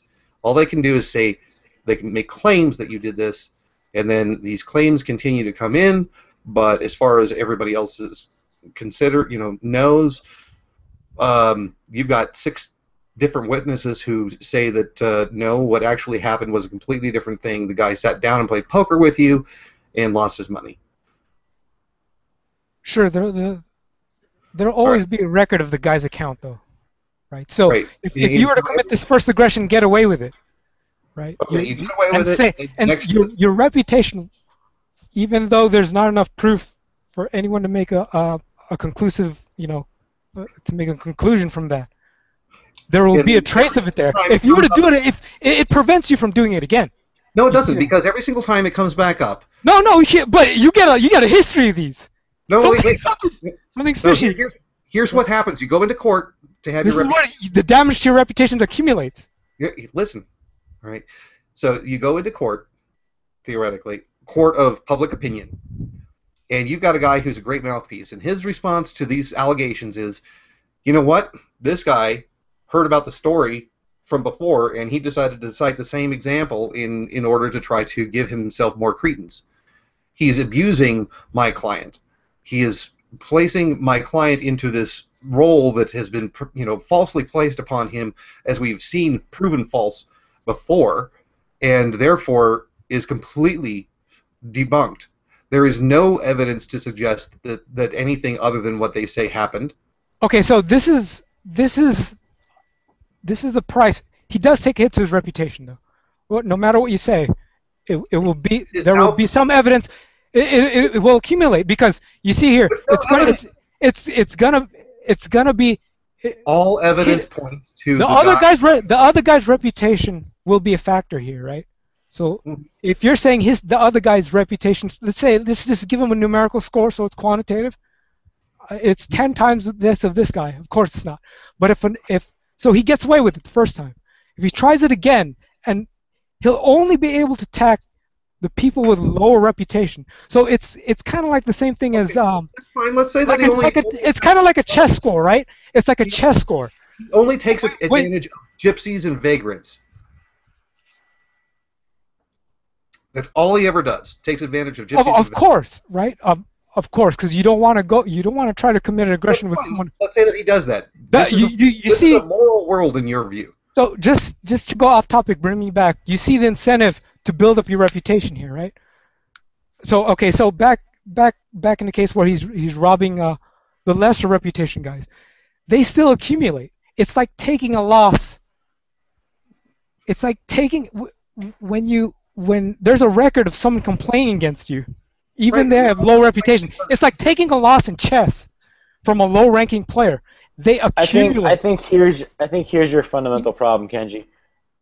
Reputation isn't an objective fact, whereas chronology is. So I can say A happened before B. The NAP is only based on order of events, sequencing of events. Whoever was the initiator of aggression is the one who's wrong. It doesn't matter how many people you're going to save. It's wrong to force a person down onto a table and when you say regardless of what's inside that bone marrow, it is wrong based on the NAP.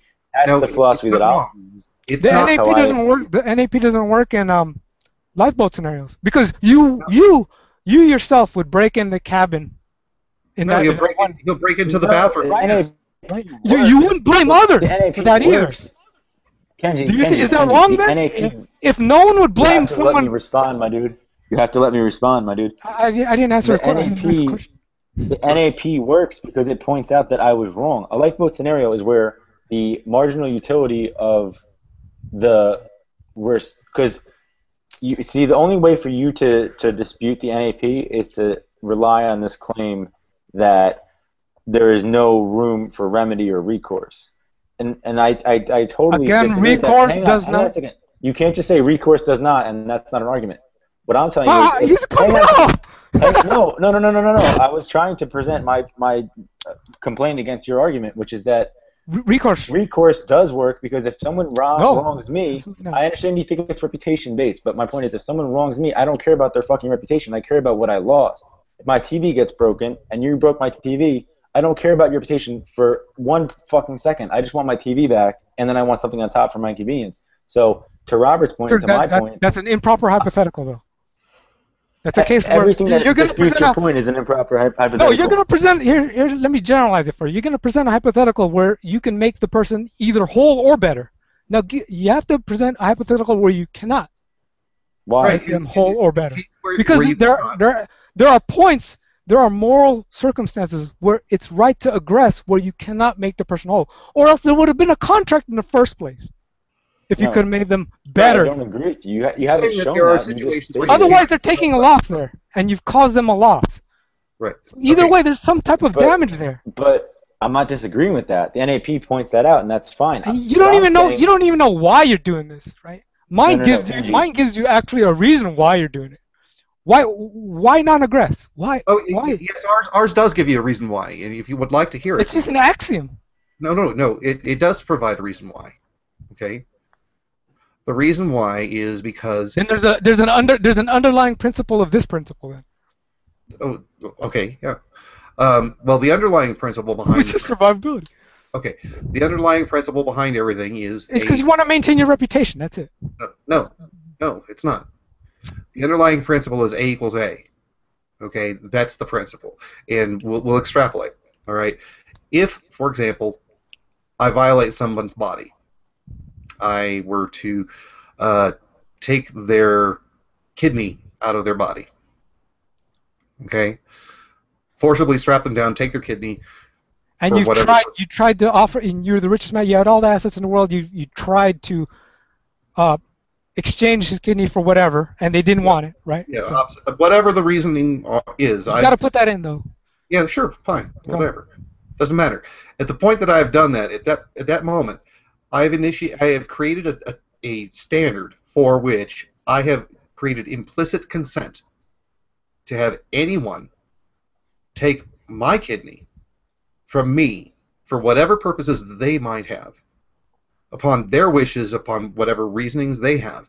It doesn't matter. They now have the right to do so to me. They have the right to take my kidney, my liver, my lungs, again, whatever they want to take. You're working within a paradigm of rights. I don't believe in rights. Right? Okay. Rights. No, What I've created an implicit agreement to allow it, because by doing so, I have stated that the standard upon which I base my view of how things work is that that anyone can take someone else's body part. So at this point, in order to resolve the problem that's going to occur, where you now have people who are body part hunters who will find out about my implicit consent, they will seek me out and they will take and harvest me. Okay? So in order to prevent that from happening, I have to achieve some sort of retroactive consent. It's a miscalculation again. No matter. Not, Kenji. Yeah. You're trying to save your own life. You're trying to save your own life You're trying to save your own life versus the bounty hunters, which are only doing it for monetary gain when their life's not at stake. The cost versus the gain. They're doing it on behalf of other people who are there. But it's not their life, right? Their life is more important doing it on behalf of other people who will die.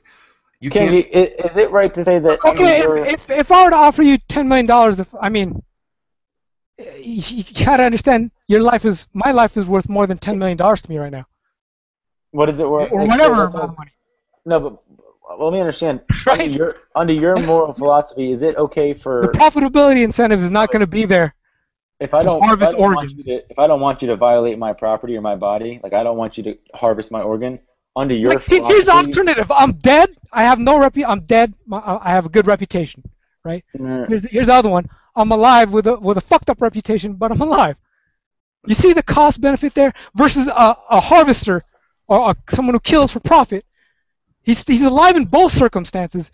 Now he got a fucked up reputation, and everyone's gonna consider him a threat. That he's gonna harvest my organ. He's probably gonna get killed anywhere he goes.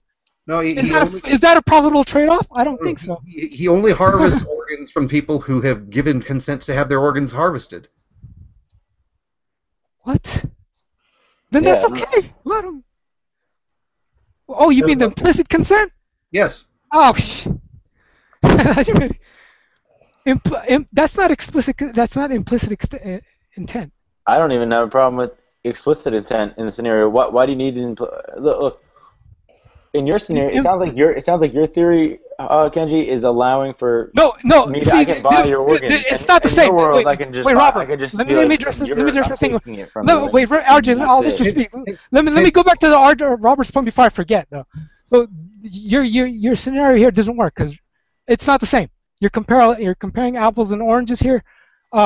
Shit, I lost my train of thought because I'm trying to. All right, Kenji. No, but I'll change the dynamic. That implicit thing isn't equivalent, right? Okay, When that implicit thing, the implicit consent says, if you're dying, you can try to take my kidney. It's moral for you to try to take my kidney. Okay, if you're dying. Fine. That's fine. Right? So in the other case of the harvester, he wasn't dying. So that implicit consent wasn't there because it wasn't the same. But you know what? He was contracted out by the person who's dying. No, but that's different then, right? That implicit consent wasn't the same. That wasn't the same action the other guy I took when I was dying. If someone paid me because he was dying, that would be the same. But since I was dying, that's a greater cost to me versus the cost to my reputation of killing a guy. That's Okay, not the same. I got- You fine, do fine. not give implicit consent for Okay. someone to kill someone on others' behalf. Fine, that's fine. Got It it? doesn't matter. Okay, fine. Now, Okay, now RJ. now you've got every single person on the planet who is suffering from cirrhosis of the liver coming to your place to get yours. Okay? I don't understand the Okay, problem. yeah. With the lifeboat scenario, I said that I would do something that I agree is against the NAP. That doesn't invalidate the NAP because I become an immoral person. You're asking me what I would do. If you ask another person what they would do, they would say, I would starve. Maybe that's moral. Maybe No, I did the moral I'm trying to look for something I deeper. don't understand how that. Yeah, but explain to me what you're trying to get at because I don't understand how the NAP is invalidated by any lifeboat scenario. Well, firstly, NAP is a non-aggression principle. In Right. its name, its definition is already built in. You can't initiate force. No, you can't. It just tells you when it is moral to initiate force. You can initiate force whenever you want to, but then you know. And that should be never. There's nothing in the NAP. There's no NAP code book that says when you're starving in the woods and there's a cabin you can break in.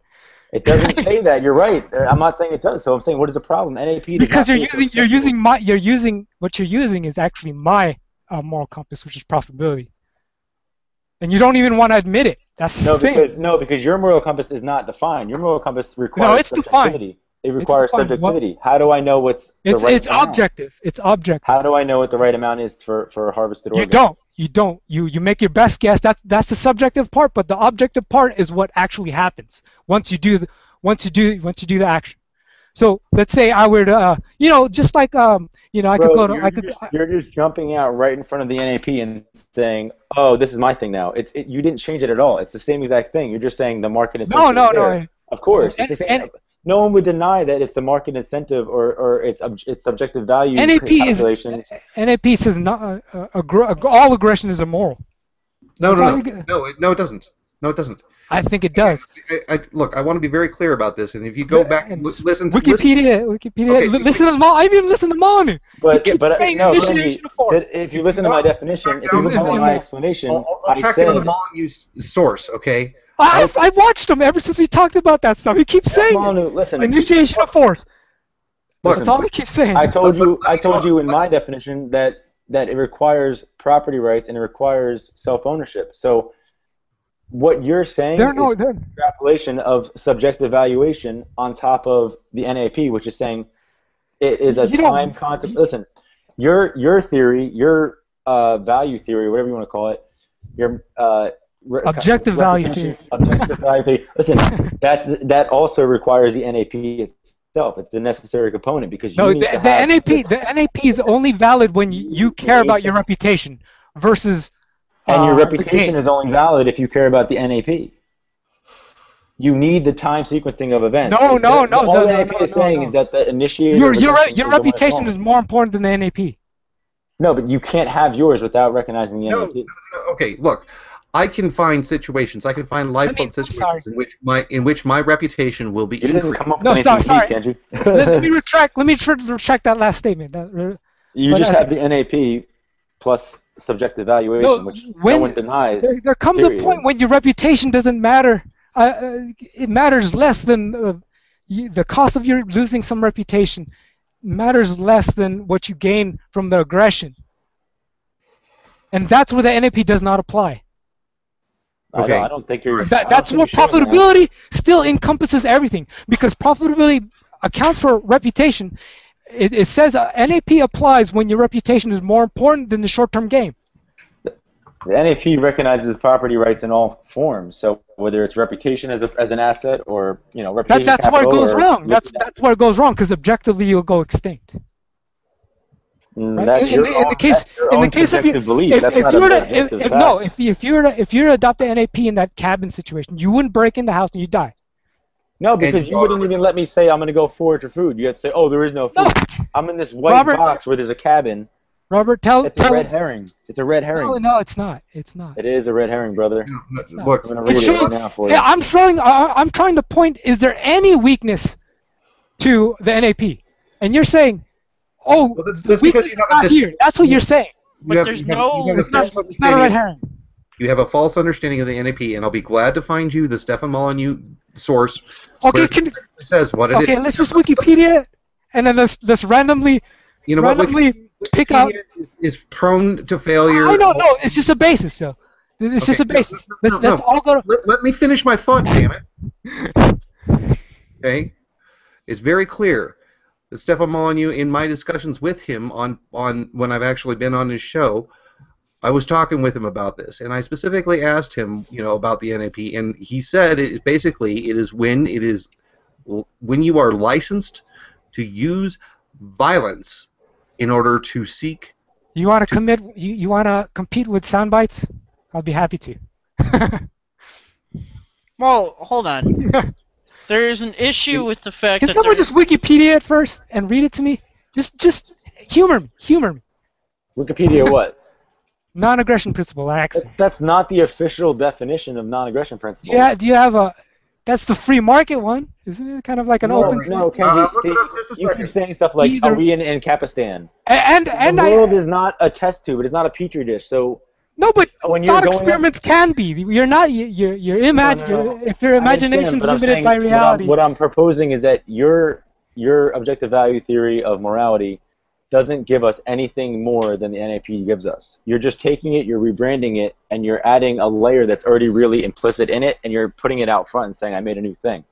All right. It presupposes property rights and presupposes self-ownership, and therefore all value that is extended from your own person as equatable subjective value to reputation, to physical goods, to shelter, to convenience, to preference. So no one from Rothbard to Molyneux to myself to Robert here, I don't think, to Chuck, I don't think anyone who ascribes to the NAP is saying that subjective value is not a relevant component to the NAP. You're saying the NAP lacks that, which it does not. So I don't think you've added or created anything different. You're just trying to rebrand it a different way and kind of jump on its shoulders and say you created something, which I don't think I'm not saying that. I've said before that my thoughts aren't original. I mean, these actually aren't. No, I'm not trying to throw you in the mud. What I'm trying to ask you is, what is the actual distinction? What does yours do for us that the NAP cannot? It's more comprehensive. It's more consistent. So when someone presents you a lifeboat scenario, when you try to apply the NAP to it, you don't look like a dumbass. Okay. But every philosophy. I don't like philosophy. Philosophy is where newborn sciences dwell, right? All right, but let's full-fledged sciences are actually economics and biology. Philosophy is old as brand new experimental. You wouldn't have your sciences if it weren't for philosophers. Of course, but that's. So to say you don't like philosophy is to say I don't want to have new science. No, it's like using a crude instrument. No, it's not. It's using the sharpest tools we have, which are logic. No, that's not the sharpest tool. All right, all right. Let's economics.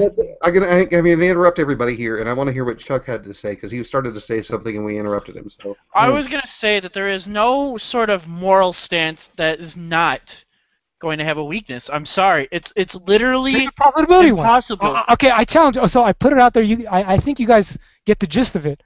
All right. So try to show me where it's exact. If here you go. We can. Ready? We can. We all can. Let us all go down the road and take it down. No. If you get me wrong, if you get me wrong when I apply my to prove me wrong, you have to come up with a principle where I do it. I'd apply. That's what we're gonna do. All right. No, but here's the challenge. So you must present me hypothetical. Just put where I'd say the guy was wrong when I'd say if I do it, I was right. So it has to be some exception for me to be right and someone else is wrong, applying my moral compass, which is probability. All right, here we go. Okay, go ahead. So, RJ, you ready? Yeah. Yes. All right, go for it. So I'm not saying that I'm right and you're wrong. So you have a false positive in your test, is what I'm saying. You're a scientist. You have a false positive. You're saying the NAP is failing this test because here's a scenario where RJ says the NAP should say it's right to go into the guy's cabin and take his food or whatever, but it's wrong, but he would go do it anyway. The NAP is not wronged because I would go do it. I would go do it. I'm not saying the NAP still shows that I am wrong. So to But Robert's point, it's obvious. You the NAP claim. is effective. The NAP is effective in showing that I was wrong and that I owe him compensation. But it's obvious you're not fully adopting the NAP there. That's the thing. No, it is, because I know that You I'm subjectively, gonna be you expected. personally are I not. know that according to the NAP, I'm expecting to compensate that gentleman back in some reasonable form, double, triple. Common law handled this for centuries. No, again, and we made the and it kept hypothetical. We going. made the hypothetical that any compensation would still be a loss to him, and he never would have agreed to in the first place. So you still committed an aggression that you cannot repair your reputation fully, if at all. Yeah, but what about Robert's scenario where I could do that act and he would never have any trace of it and my reputation would not be harmed whatsoever? Like, he's not there and there's no record, there's no camera. I just take his shit and leave. I'm still wrong in my heart. I know. Technology is going to the point where reputation will be in some type of open source. I was in New Mexico for the past month, dude. The whole fucking state basically doesn't even have internet connection or cell phone coverage. You have to fucking be in one I'm not talking about now. But that's fine, bro. What you're saying is fine, but I'm saying that's all included because your reputation is subjective value, which you. So you can get away with things depending on the technology thing. So again, this is where I've already thought about it. Right. Law is based on ability. Your thing doesn't help it because, again... It does. You haven't given it any thought. Again, present me... Do the Kenchi Kenji challenge.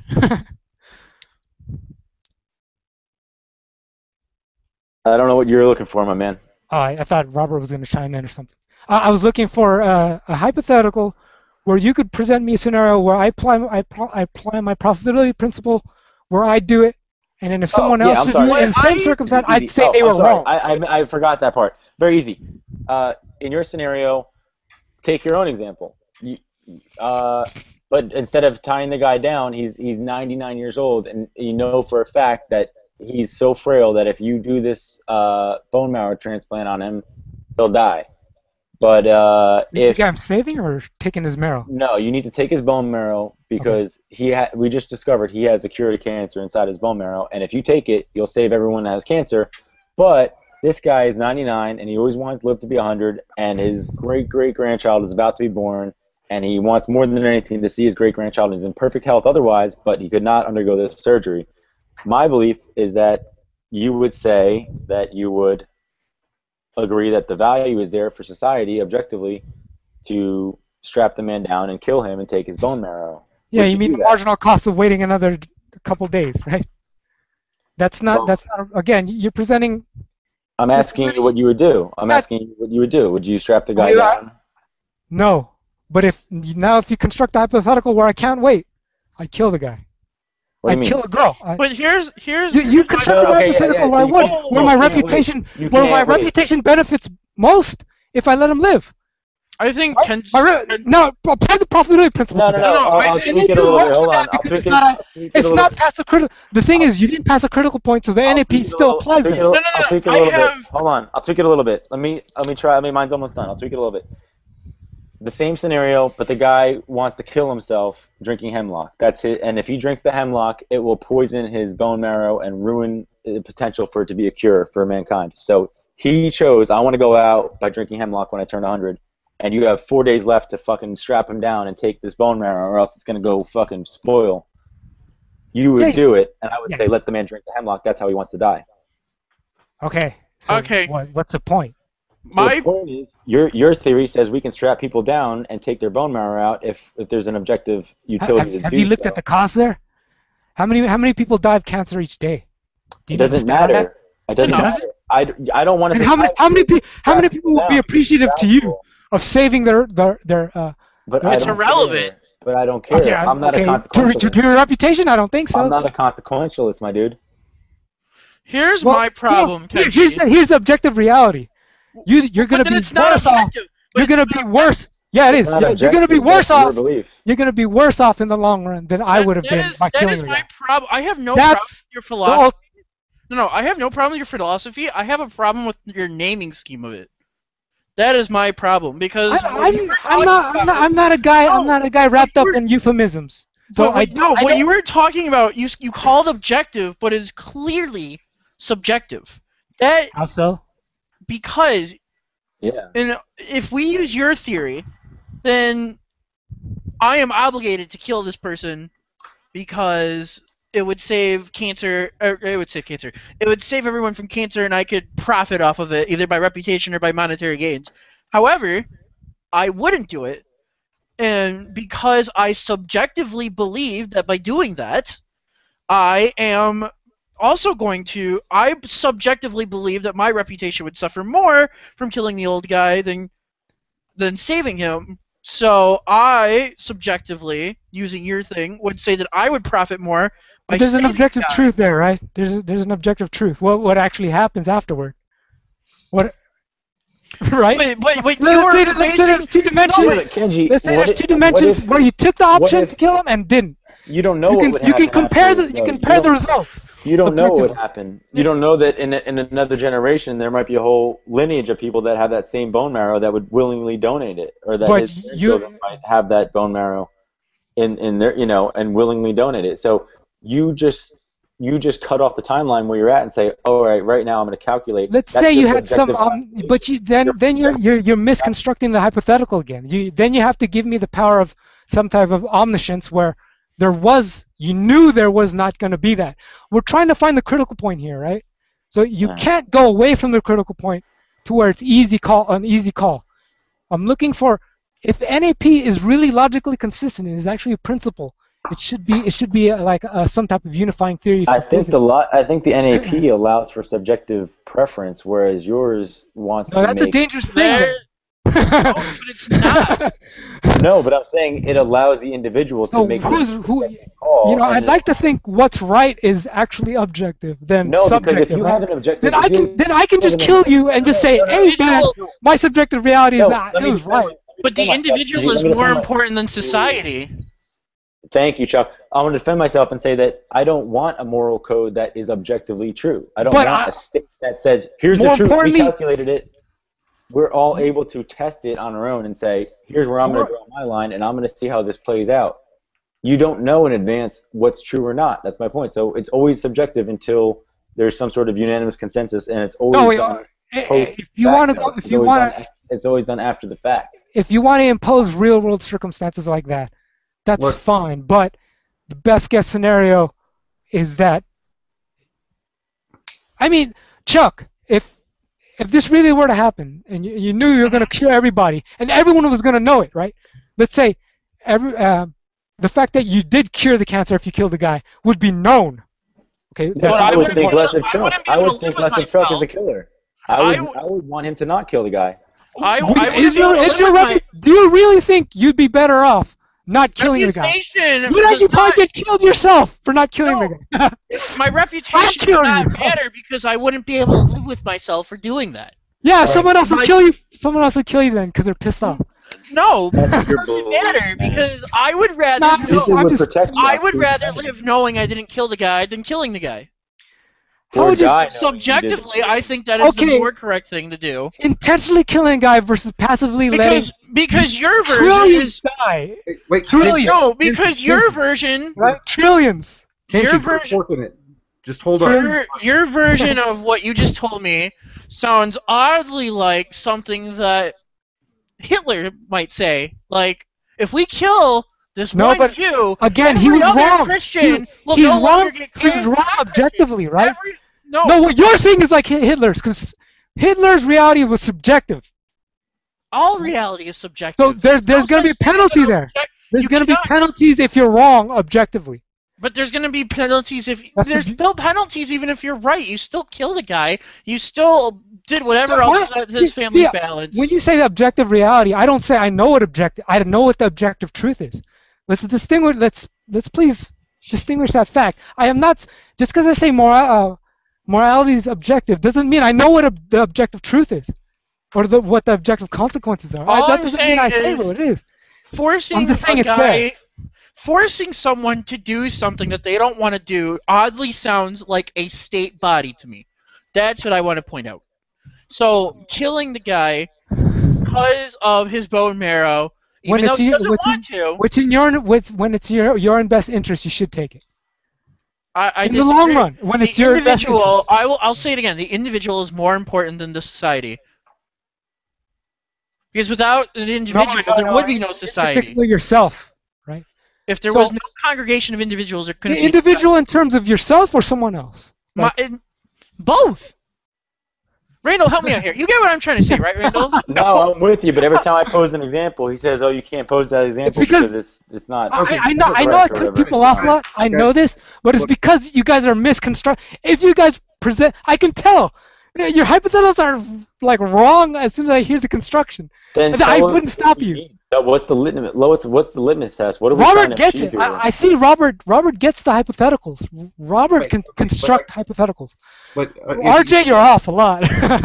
if you want a hypothetical that displays the error in your reasoning, all you have to do is put yourself in a lifeboat situation in which you're going to be dying. No, let me illustrate this, right? Let's say the breaking point of... Never good enough for you, man. No, let's just say there's a rod. Let's say there's a steel rod, and I bend it at both ends, and the tension... There's a tension tolerance of... there's a critical point of something of x. An x value critical point where it breaks, right? Anything less than x, which is a positive number, it won't break. Anything on x or past x, it'll break. You see x as a critical point, so when you point to x minus 2 and you say, hey, it didn't break, look, it has no critical point. That's essentially what you're doing. I understand what you're saying there, Kenji. No, RJ, Robert, I know you know how to construct hypotheticals. RJ doesn't. Okay, Robert, you know, I know you know. I got that. Okay, now here's the critical point on yours. Okay, put your hypothetical, your lifeboat situation in a position where the person who is performing the act, moral or immoral, is going to be dying. Their progeny is dead. They have no progeny. They have no means to generate. Okay, then give them an action to decide upon. Okay, and the action that they can decide upon will have no profitability to them at all. Either way, because they're going to die. Your morality posits nothing upon that situation. There is no interaction where your morality, your concept of morality has anything to do. You'd say you're underground in an isolated bubble, right? No one ever knew of your existence, because that would have to be the case too. You have no relationships, no ties to the. You're in a bomb shelter. All your life. No one ever knew you were there. So drastic, dude. People could just lose touch. You could not talk to your family for a certain amount of time, lose phone numbers, and just be living in a new You'd actually be related, but Robert, you'd actually be related genetically to humans, right? Right. You're related by any life form. All right. So let's say that you're the even no direct progeny. Okay. Look. Genetically.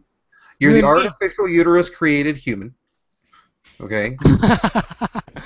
All right. I think it's so ridiculous. It doesn't matter that you're related. No, he gets it. Robert's actually properly constructing these hypotheticals. He's trying to corner me. Let me finish the hypothetical. There's nothing for you to. You don't have anything to be cornered on. Right, yeah, I do. You're just saying NAP. This is cornering. I've obviously shown a breaking point where you can't apply the NAP yourself. Right. Because you break into capital. Yes, I can. Yes, I can. What? You can do something. Let's finish my hypothetical. Then that's not really your principle. You truly adopt 100%. My hypothetical, yes, please. It is, bro. Oh yeah, RJ keeps interrupting. Robert, I let you finish, Robert. Please, Robert. You're crazy, man. You're crazy. Yeah, Robert, go ahead. You're absolutely fucking crazy. I'm in a bubble. I'm somehow not genetically related. You're genetically related, whatever. But you were born in an artificial womb. Nobody knows who your parents were. Memes and ideas might be. You can say maybe they're related. Let me finish the hypothetical. Let me finish the hypothetical. Okay, so you're born in this bunker where they're doing testing on various different artificially wombed created human beings in order to try to figure out some scientific purpose. Okay, so you've been grown in this test tube type environment. and you've reached the grand old age of, I don't know, let's say 98. Okay. You've come down with something that, I don't I'm know. about to die. I'm about to die. You've got the common cold. You're going to die from it. Okay. I'm Meanwhile, related to people by ideas. Meanwhile, there has been an outbreak in the facilities that has killed everyone except for Joe. Okay. So Joe is there. He's the only other person that's there. Okay. I know Joe. Now. I know of his existence, but he doesn't know of mine. Right. Now, Joe is a janitor. He walked in. He's just a random guy that happened to be there. He's not been involved with any of these experiments, any of these things. You're angry as fuck. But your life has been, your entire existence has been testing and genetic manipulations and all this bullshit. Yeah, but you realize there's a flaw here too. You know the human with one person, Joe. You're saying one person, Joe, right? Right. You know the human race is going to go extinct eventually because there's no female. No. There's a bunch of other people outside of this bunker. Oh, the bunker. The bunker's okay. Right. Okay. So there's Joe, and you're angry as fuck, but Joe has nothing to do with it. In fact, maybe Joe's a rescuer who came in to try to, help the people that were in this situation. But you don't, Joe's dealing with some sort of side effect of the chemicals and so on, and he's laying there breathing, short breathing and so on. Okay, now at this point, you're angrier than hell, and Joe's got, You're trying to present a scenario where I have no benefit of saving. Right, you have no benefit of saving him, and you have no benefit of letting him die. But I'm related to humans by ideas if I can reason. Okay, right, but so I'm related to him. All right, but So, let's say that Joe works for the company that is doing these goods, these services. And he has wronged you in some way because he's a part of this group. And you're angrier than fuck. Yeah, you bring emotion into it. I guess I'd be indifferent. Objectively, you got to look at objective reality. You're trying to ask me what my subjective thought would be. You're forcing us to go through hypotheticals. We're forcing you to go through hypotheticals. So objective reality is it doesn't matter whether you kill him or Yes, you it does, because that's what the right thing to do is. Again, I say that morality is objective. Good, what's moral and what's evil is objective. So if I don't know what the objective truth is there, how it benefits me, will it help the human race if this guy lives, is the question. So if that's a yes, I'd let him live. You must forgo your emotions. Let him live. So you don't know. If you don't know, then you make your subjective value there, right? Okay. So you make your subjective value. Is this guy going to be beneficial for the human race? Obviously, the more people you have, the better your market works. So you forgo your. Even though I'm not related genetically, I'm related by means, by ideas. Just be the capacity. You're related to him genetically. It's very hard to set. It's very hard to. No, I thought I was like some type of cyborg. I'm not cyborg. Right, it doesn't matter. You're still related to him in some fashion because humans are involved in your creation. Just in thought and ideas. So yeah. So if this guy's a benefit, if I think this guy's a benefit to society, let him live. If not, kill him. That's the good and moral thing to do. If I'm so pissed off that I killed a guy, that has nothing to do with morality. That is emotional. That's a woman thing, PMSing, right? I have a question for you, Kenji. Let me give you one. Maybe, I know I suck at this, but just humor me for a second. I'm driving down the road, and there's an armored vehicle ahead of me, and they're transporting some. You know with hypotheticals, you can generalize them. You don't have to be so specific. It's easy to corner me if you just generalize it. I don't. But I'm not. I'm an artist, bro. My brain. No, but when you specify things, it gets harder. It gets harder to corner me. So when you put numbers, you put dates, you put names on people. No, I want to understand what you're. Maybe I'm way slower than everyone in the room. I don't care. I want to understand what it is you're actually trying to say here, so I can try to corner you. I'm trying to present a scenario so I can It understand. works what you're best in trying to say. generalizations rather than specification. All right. Well, It's If counterintuitive. you would let If I someone could try speak for 2 seconds, you probably learn something in your life. Right. I only interrupt when I think someone's train of thought's wrong. Kenshi, but just you're talking way too much here. You're interrupting people too much. Wrong. Right. That's So- your subjective. That's your subjective opinion. No, I believe there's an objective truth, and Right. But you're going to have to just lay off on the talking. All right. Look. There's points that come out in conversation that you can elucidate more on, that you get more clarity on when you hear a different perspective. So RJ, but what I was hearing when I interrupted you is you started with a hypothetical and you're giving me Stop. All right, just stop. That's All right, RJ. If I can try to paraphrase or illustrate what it is that Kenshi is saying is that in your situation when you're dealing with these various different choices that you have to make, right. Okay, the moral choice is that which you believe will benefit the continued, prolonged continuation of those ideas and thoughts and genetics that are innate to you, and also innate to the human species because you are a part of that human species as well. You already lost me though. I don't understand that. I don't have a shared. I'm not an ant in an ant colony. I don't have the same interest as everyone else in the human species. You come before them. Because but I don't speak for them. I don't pretend to know that I can speak for the rest of humanity. No, but the thing is that part of you is a human. I mean, you are a human as a subset. I still don't know what. But my preferences are only restricted to my own framework. So how could I extrapolate and know that I'm basing I'm assuming what's right for you and for the next one? It is your best educated guess as to what it is. It's subjective.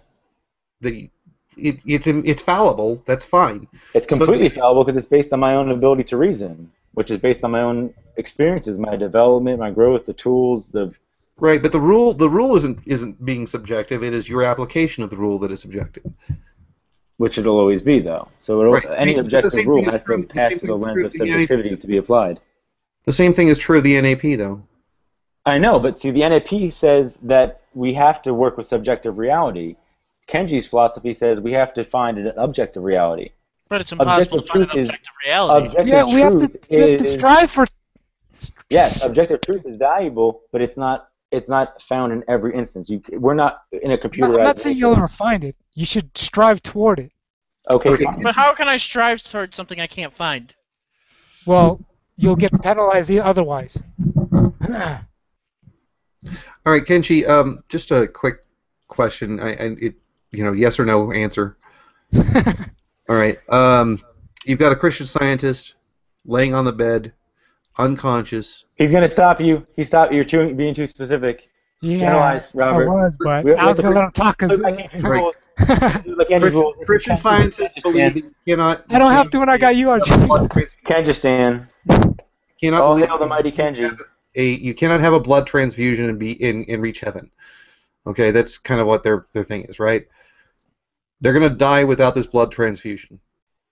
You believe that this person will do things that will benefit you and humanity in the future if you were to save their life, but they would resent you and create a ad campaign about how evil and wrong you were to take advantage of them.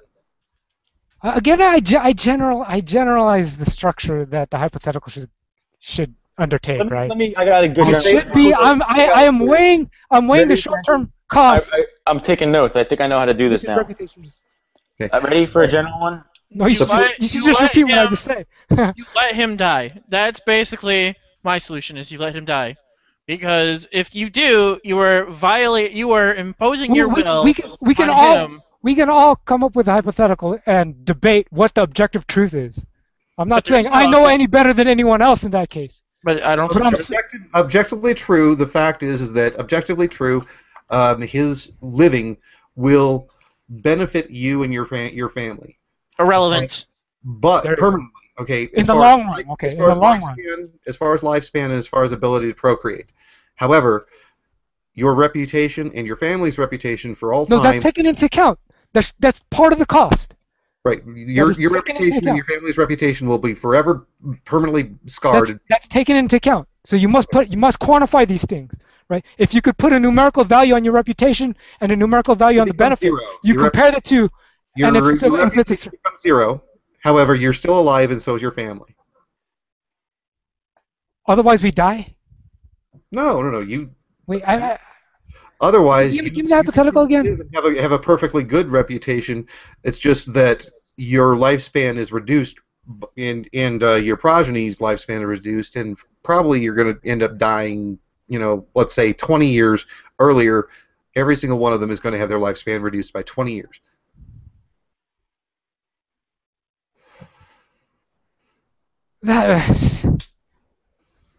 I'm not stuttering because I'm cornered. It's because that's actually a very deep.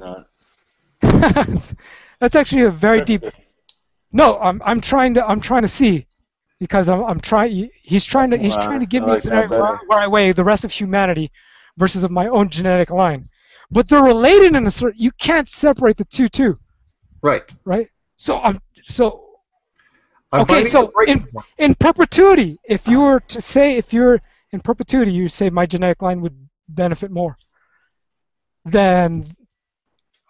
No, in perpetuity, if you save this guy, your family line for the rest of all time will have their reputation. But you see here, I'm related to the rest of humanity too in some sort of way. So there's a weight. So you can give like weightings to direct relationships between. So when you weigh the two, as it comes out, when you weigh the two, then it's easy. I just go with the surplus. That's it. That's all I get. That's all you say. You don't need. That's it. When you put quantifications on things, it becomes much clearer, right? Okay. So. All right. So anyway, I know that you had another question there, RJ, but we have reached beyond the 2-hour mark by a fair bit. Sure. Sorry, guys. I know I cut everyone off. I just cut you off too, but I just want to. All right. I know I do. Kenshi, you get excited about the subject. I got it. Whatever, and just try to ease back on the. I used to let me just give a historical thing. I used to tutor like math. I used to tutor math, and like when someone has a wrong train of thought, it's better to cut them off. Well, okay. I know I think I'm right, but that's exactly where we're going with this, man. Is that you think you're right, and I think that your philosophy is coming. Take the Kenji challenge. I mean, just think about it for a moment.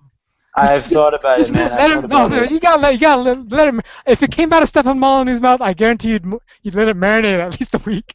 But I'm some nobody here. Actually, I don't watch watch the kind of stuff that discredits you, man. Whoever you're. That's the kind of stuff you say that discredits your position. Like, you think that I'm actually biased by the fact that you're not Stefan Molyneux. I'm totally addressing your ideas. You're advocating for an objective truth, and I'm telling you that the NAP is more superior to your view. You don't think reality is objective? No, I'm saying reality can be objectively quantified, but it's from a subjective position. I'm not saying can it be? No, it's not. So it's not. So to is answer it your question, objective? No. That's two different questions. It's not fundamentally objective. No. Yes. Okay. No, it's not. I'll tell you why. Because quantum mechanics, and you don't want to talk about it, but quantum mechanics. It's only because they don't have a unifying theory. That's why they can't. That's why you have to put probability distributions. That's why you put probability distributions where they don't know things. Finalized though. That's a theoretical position. That's your theoretical understanding. That's just a limit to knowledge. That doesn't mean it's not there, right? Just because we don't know it doesn't mean it's not there. Presupposing your view on quantum mechanics is correct. That's not even conclusive in society. Period. Well, quantum mechanics is. I've taken all of engineering physics. I haven't gotten to. I've stopped at engineering math, and I haven't taken any quantum. But I know a little about it. Just a tiny bit. I just know where they don't know. They start putting probability distributions, randomness. They introduce randomness there, right? That's just because and randomness is just a thing. Randomness is a thing of where you just don't know the law yet or the parameters. Either or both. It's just uncertainty of imperfect knowledge. That's all randomness is. If you knew everything, there would not be any randomness. If you were omniscient, right? And you keep putting me in a human perspective, but I say morality is objective. Whether I abide by it, whether I try to abide by it or not. I could try to abide by it and fail. I don't dismiss that. But Well, don't you objectively, I will fail or place- succeed. Don't you have to place subjective value? Like, for example, all your examples seem to rely on this That's a subjective. truism. Hang You don't on, have to say Jesus that. Christ, Kenji! I have not finished a fucking sentence with you, motherfucker. Jesus Christ! The non-aggression principle would allow me to kick your ass right now because you're aggressing on all of the internet. I just don't know where it's going. Wait, it's like I corner you you're right bringing now, me ready? back. I'm cornering you right now. Your You just have to be behavior. quiet. You're introducing subjectiveness. Kenchi, When just I acknowledge subjectiveness there, right? work it. Kenchi, So you're acting against the objectively correct just- way to be on a internet-facing presentation.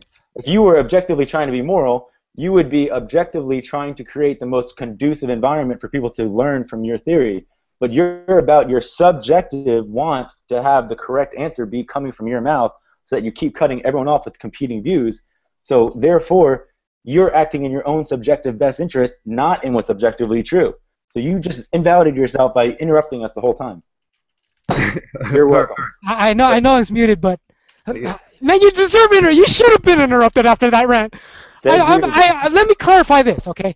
I do not dismiss that there is subjective valuing in our decisions, okay? Okay, but the consequences are objective. That's all I'm saying. God damn it. Okay. The fact that I cut people off. The fact that I cut people off. I'm cutting you off. I do not act perfectly. Who the fuck does? I do not have omniscience. I'm cutting you off now, Kenshi. I'm cutting you off. Okay. Here's the deal. Next time, if you're on the show, you're going to have to stop interrupting people because that's just nonstop irritation. It's not acceptable. So don't do it, please. All right. So in any case. Okay. So here's why I interrupt. It's like pulling me back to the same thing I tried to clarify. Stop. There's no clarification necessary. No nothing. Just accept it and understand it. That's all. All right. So we're moving on. Okay. And here's what we're moving on to. We've got to end the show because we've gone past time. So at this point, I do want to thank everybody who's been a participant. Thank you for coming on the show. Appreciate all of you. Sorry that I didn't get a chance to hear more from Chuck and from RJ. And if anybody has been watching this, well, thank you for putting up with the craziness that is the After Hours show. Hope you have a wonderful week. Take care. Bye.